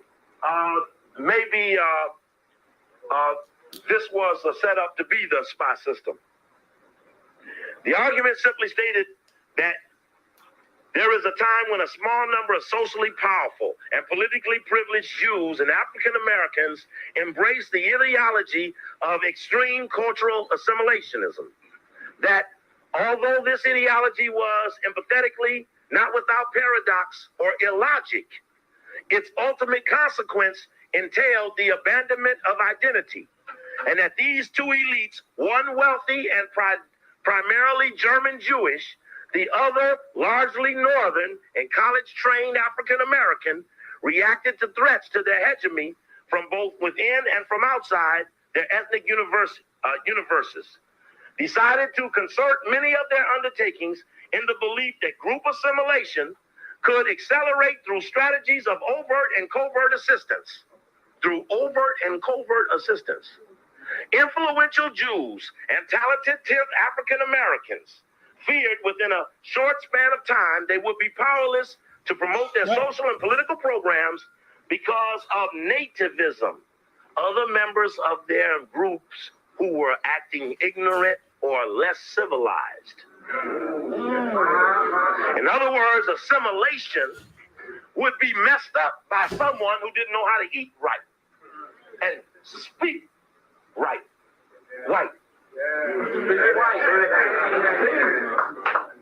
And it says racism set off among old stock Americans by uncontrolled migration from Eastern Europe and the Deep South. Many poor whites coming from Eastern Europe, many so-called poor blacks coming from up South. Triggering, in turn, divisive and strident cultural and political nationalisms among the unabsorbed, increasingly despised newcomers. Now, it also contained documents of different people speaking against migration, which was interesting because the Urban League and many others got in the forefront of calling for blacks to stay in the South. And that raised a lot of other adjoining questions. What the familiar details of the beginnings of American anti-Semitism do not adequately explain is why Jewish involvement with African Americans greatly intensified after 1915, taking on an urgency of a special mission. Why Jews of influence and wealth rapidly moved from racial altruism barely distinguishable from that of a neo-abolitionist and parlor socialist wasp to virtual management of African American organizations. Virtual management of. What debate there was? It says available literature is silent about pre-1915 debate. What literature there was abruptly resolved by August 17th, 1915 lynching of Leo Frank of Marietta, Georgia. Frank was a Cornell University graduate whose grandfather had been a decorated Confederate officer and leading Atlanta businessmen. Leo Frank was head of B'nai B'rith in Atlanta. Leo Frank was head of B'nai B'rith in Atlanta. And of course, Leo Frank was the first white man in the history of America to be solely convicted on the testimony of a black man. Now that so scared the Jewish people, because the Jewish people, Jewish philanthropists, old-line Jewish philanthropists said, we should not get caught helping the Negro, for it is not good to help America's pariah, for we too will be looked at as the pariah's assistant.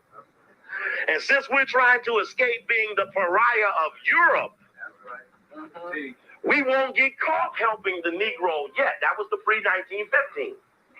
But when the head of the International Order of B'nai B'rith in Atlanta gets hung for raping a white woman solely on the testimony of a black man, they got scared of this shit.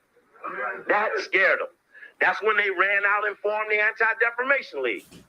Because that's when they knew that if a black man could convict a Jewish man, white man in America, that they better get out quick and get some sort of organization to protect them. Because to them, it couldn't have been anything lower. Says here, listen to this. Says that accused of the murder rape of a white female, he was the first white man in post-bellum South to be convicted on the capital offense on the testimony of an African-American. The incendiary speeches of Tom Watson, the nearly demented Georgia populist leader, and the barbarianism of Marietta Mob made it clear that the victim's punishment had been determined by race and class rather than by regard for evidence. The Frank Clay's case also briefly threatened Afro-American Jewish goodwill when the Jewish-owned New York Times demanded that the Georgia authorities try the African-American janitor, the sole witness to the crime, as the guilty party. Yeah. Meaning, hey, not only is he not guilty, but try the nigga. You know what you're supposed to do. It's a nigga against all of us. Check. Say, man. Say.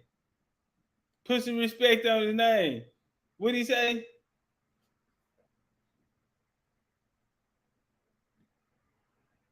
Supposed to do. It's a nigga against all of us. Huh? It's a nigga out there that's against all of us. It's a nigga out there that's against all of us. Everybody got a nigga that's against them. All y'all out there got a nigga that's against you. A nigga. We should have been, see, that's another thing. OG didn't, he knew that all skin folk weren't kinfolk, but that African mindset trapped him in there. Imagine he would have come from a genealogy point of view from it. But he brought that point that was needed right there. Keep your eyes open. He tried to tell niggas then, all skin folk ain't you, but that black shit had him though. And he was at that time of that Afro, he was hitting hard.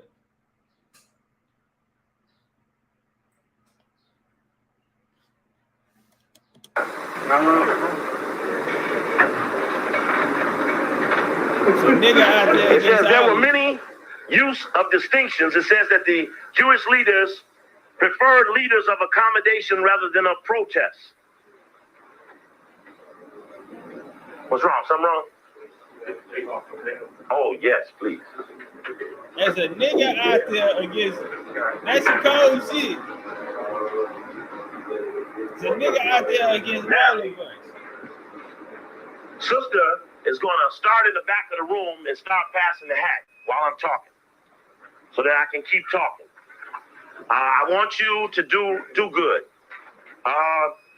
Again, I tell you, outside of 2 or 3 people, we've been getting about $1.60 a person. And I think we just deserve better. I don't know. One day, sister, we may have... Hold on. Tell him, OG, goddamn. Outside of 2, 3 niggas, goddamn me. We just feel like we deserve a little better, goddamn. We just feel like we deserve better. Oh, yes, please. Talk that shit to him, OG. Oh, yeah.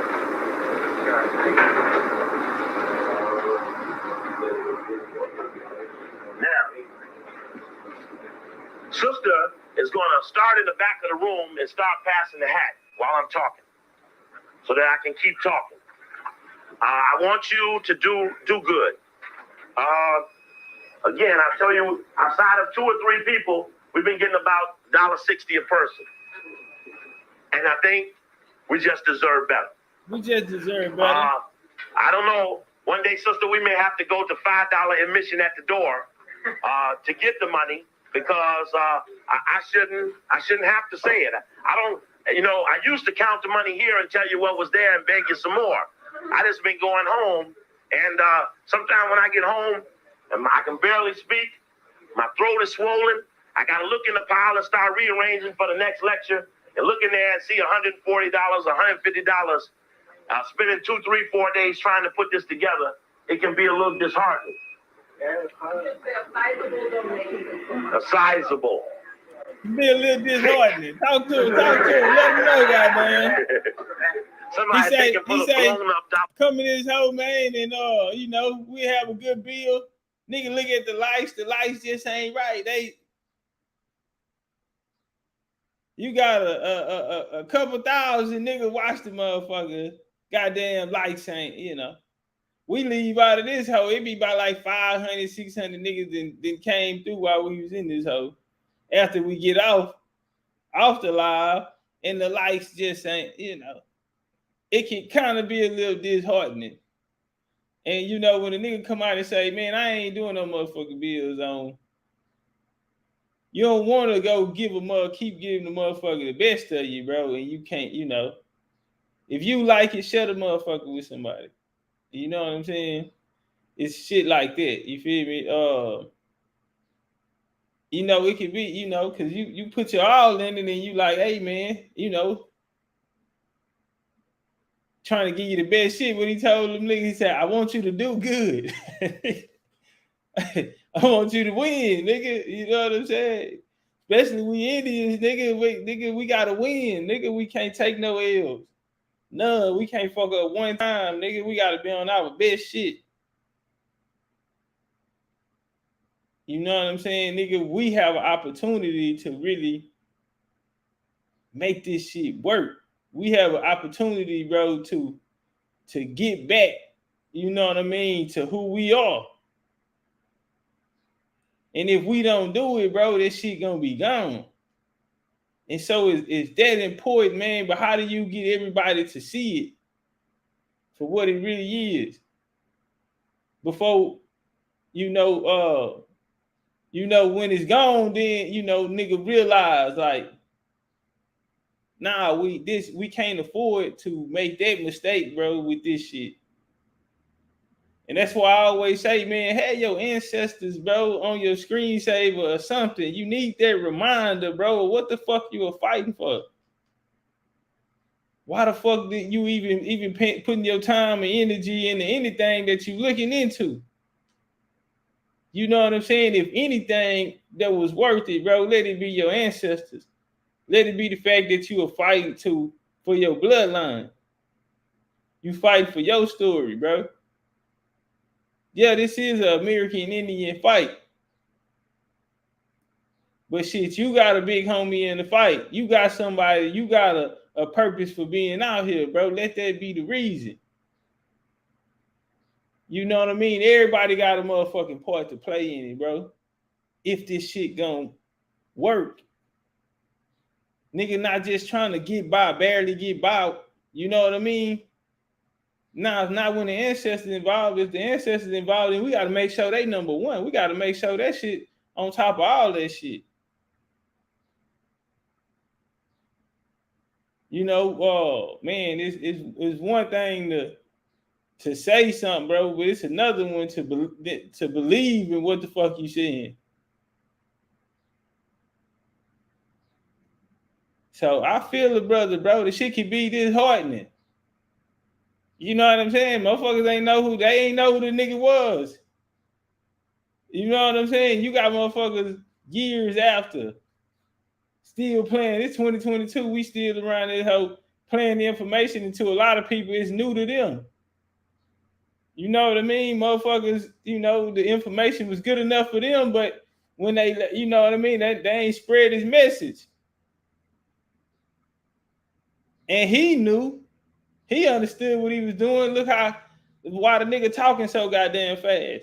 Cause there's so much information. I gotta get out. I gotta start getting some of this shit out. And it get to a point where you understand, damn, bro, I ain't even got nobody that can help me. This ain't one of them plays. This is one of them hoes you gotta go by yourself. It ain't a nigga on the planet that can really come help. Because they not getting them downloads from the same place. That nigga downloads is different. You got to do it by yourself.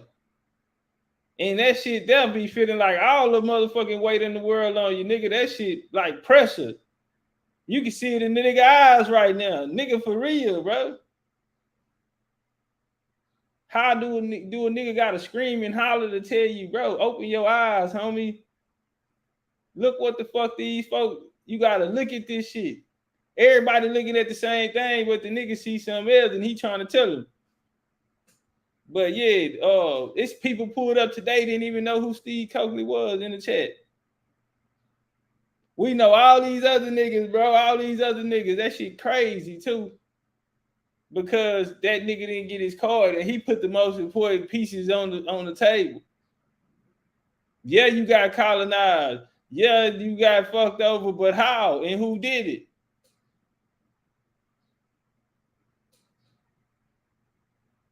He just didn't, he didn't bring that who you are. BCU brought that who you are. This who you are, this what happened, this the story, this who did it. Now, nigga, this is what happened, nigga. Now, where are you in what just happened? Let's go back, nigga. All right, now let's trace that bitch back all the way down. That's you. That's your story. Like that shit. That nigga, who is that? Damn, I can't remember. It'll come to me. $1 bill in there, right? And there shouldn't be anybody that does nothing. That just shouldn't be. Bars. That just shouldn't be anybody that does nothing, bro. Not in this. I don't give a fuck if you just shared the video every day. Just go through that home and share old video. Fuck it, you ain't even gotta watch it. There shouldn't be anybody that does nothing, bro.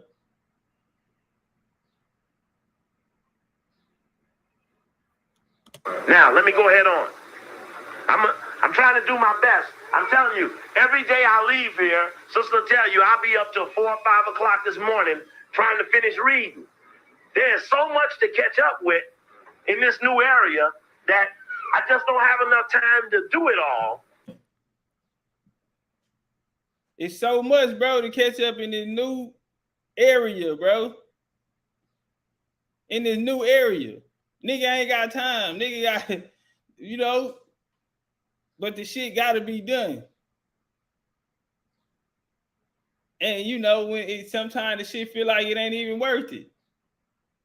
You feel me? Like, look at that nigga. He laughing just to keep from crying. like nigga, boy, y'all don't even understand. Like, nah, for real, that shit be real, man. That shit be feeling like you cursed or some shit. It's a new area, bro. Can't nobody go look up a book on this shit. Cause we ain't wrote it. It's a new paradigm, bro. You paving the way, you chopping trees, you moving shit, bro. You laying down roads, you putting up lightning, bro. Water systems and shit is brand new. It's that's the situation we in. So if you the first, you gotta do the shit right, bro, and make sure the foundation is right. Because the building on top of it gonna come after your ass gone. And that's gonna depend on what you pass down, bro. So right now is the most important time on the motherfucking table, bro. You get eliminated in the first round, nigga. That's your ass. But yeah, man, niggas just all it is niggas made the playoffs. The building is gonna come back on top of it. No matter what, the next generations, they gonna build on top of it. What that structure gonna look like is gonna depend on what the fuck we do in our era. Because you got a lot of other ways to do this shit. Everybody in America now. So what the minds of the people gonna be at? Hey, I don't know, bro. This is the shit I be thinking about. You know what I'm saying? That's why it's not meant for everybody to just talk, because that shit watered down, especially regurgitated shit. Let's talk about something that ain't already there. It's a new area, so everybody got a lot. It's a lot of shit to do. Somebody goddamn got to be harvesting. Some people gonna be hunting. Some people gonna be fishing. Some people gonna, you understand me? It's a new area. Indian community getting a lot of regurgitation too, bro. It waters it down. It takes the value off of it. We got other shit to do. And we got a lot of brilliant minds. So let's try to open it up at the same time, because I think we need to just start looking into the future, bro. We're going to focus on it now, but we also have to prepare for what's next to come. And we have to figure out now what are we going, what do we want to pass down? How do we want this shit to look? How we want this shit to look and line up? It's very, very important, because the next generation, they're going to build on top of it no matter what. What tools and shit, what tools you lead them, what maps you lead them to build with, it's going to depend on right now, bro.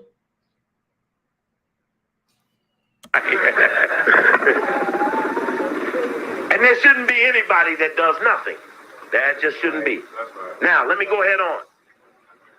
I'm trying to do my best. I'm telling you, every day I leave here, Sister tell you, I'll be up till 4 or 5 o'clock this morning trying to finish reading. There's so much to catch up with in this new area that I just don't have enough time to do it all. That's how really shit be, bro. You know what? We shut it down.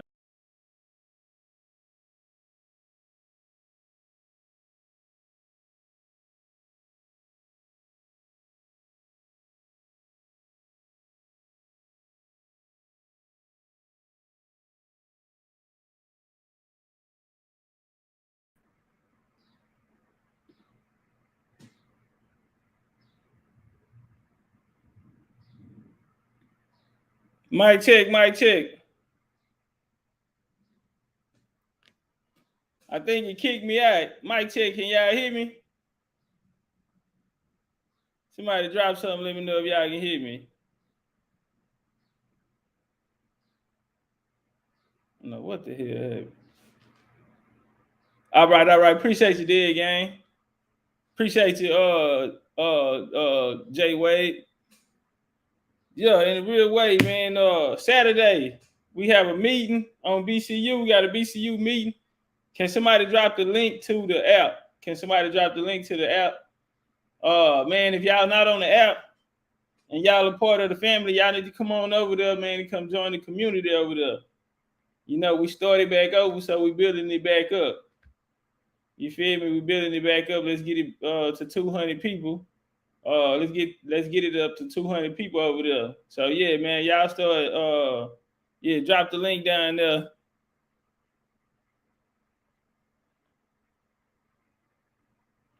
We have the hey Noble, you got time to come up? Noble Bay, do you have time to come up?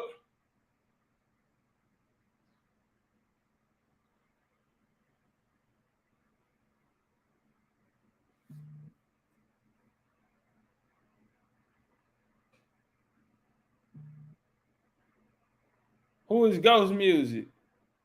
I don't know. If you think he should be blocked, shoot him. What'd he do?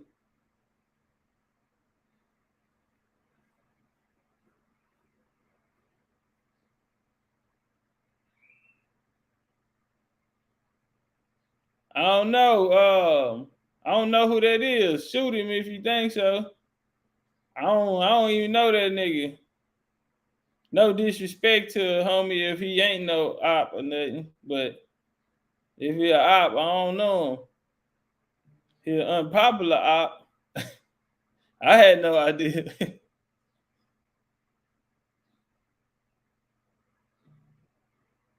Oh no, unblock him then. Did somebody block him? Who blocked Ghost Music? What'd he do? Maybe was it an accident? Probably was friendly fire or something. Oh, Ghost Music. I think that's the homie.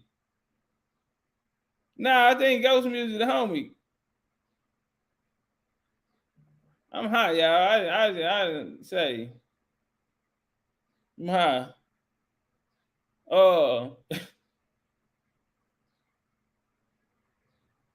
Man, y'all be cool like y'all. Oh, we got the meeting.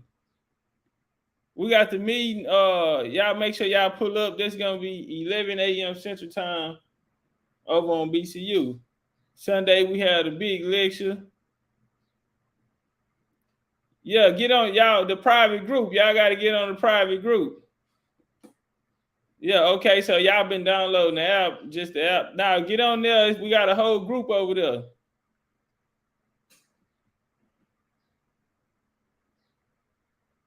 Yeah, we have a whole group over there.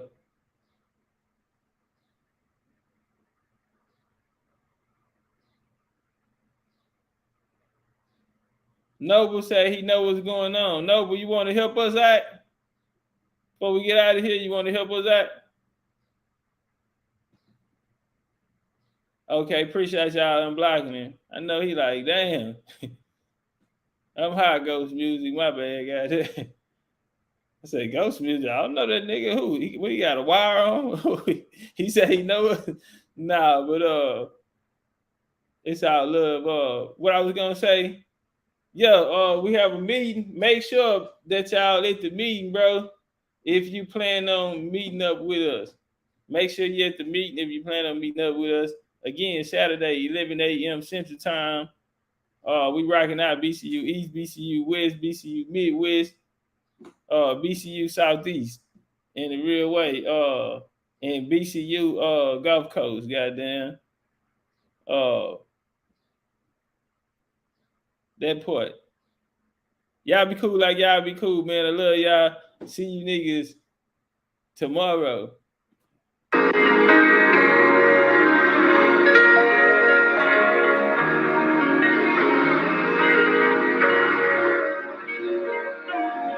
And you better talk to me nicely. Next to blow, that bitch I might be. Oh, can't forget all the days they overpriced me. So now that we up, don't get advice, we know. Talk to me nicely. I noticed they heated, we getting icy. Whoa, can't forget all the moments they overpriced me. So now that we up, don't get advice from no on top, flipping the bird, they going sick. But I'ma make them eat every word, so don't trip. Yeah. Even with all the bitches they burn, I won't switch. Even with all this water we dripping, we won't slip. Yeah. Blast bad bond in the building, he don't miss. But we call it success when your circle is all rich. If you a big stepper, don't trip over small shit. I call it how I see it, but never gon' call it quits. I won't, yeah. I won't. What about older niggas I don't even know? I think that we finally made it. It gotta be so. The way they be pocket watching, they gotta be bro. Not even my partners find never calling me bro. To get it straight out the bottom, you gotta be bold. Yeah, hated or love it, the underdogs on top. I'm only motivation for ones who don't know. And you better talk to me nicely. Next to blow, that bitch I might be. Oh, can't forget all the days they overpriced me. So now that we up, don't get advice, we know. Talk to me nicely. I noticed they heated, we getting icy. Whoa, can't forget all the moments they overpriced me. So now that we up, don't get advice, we know.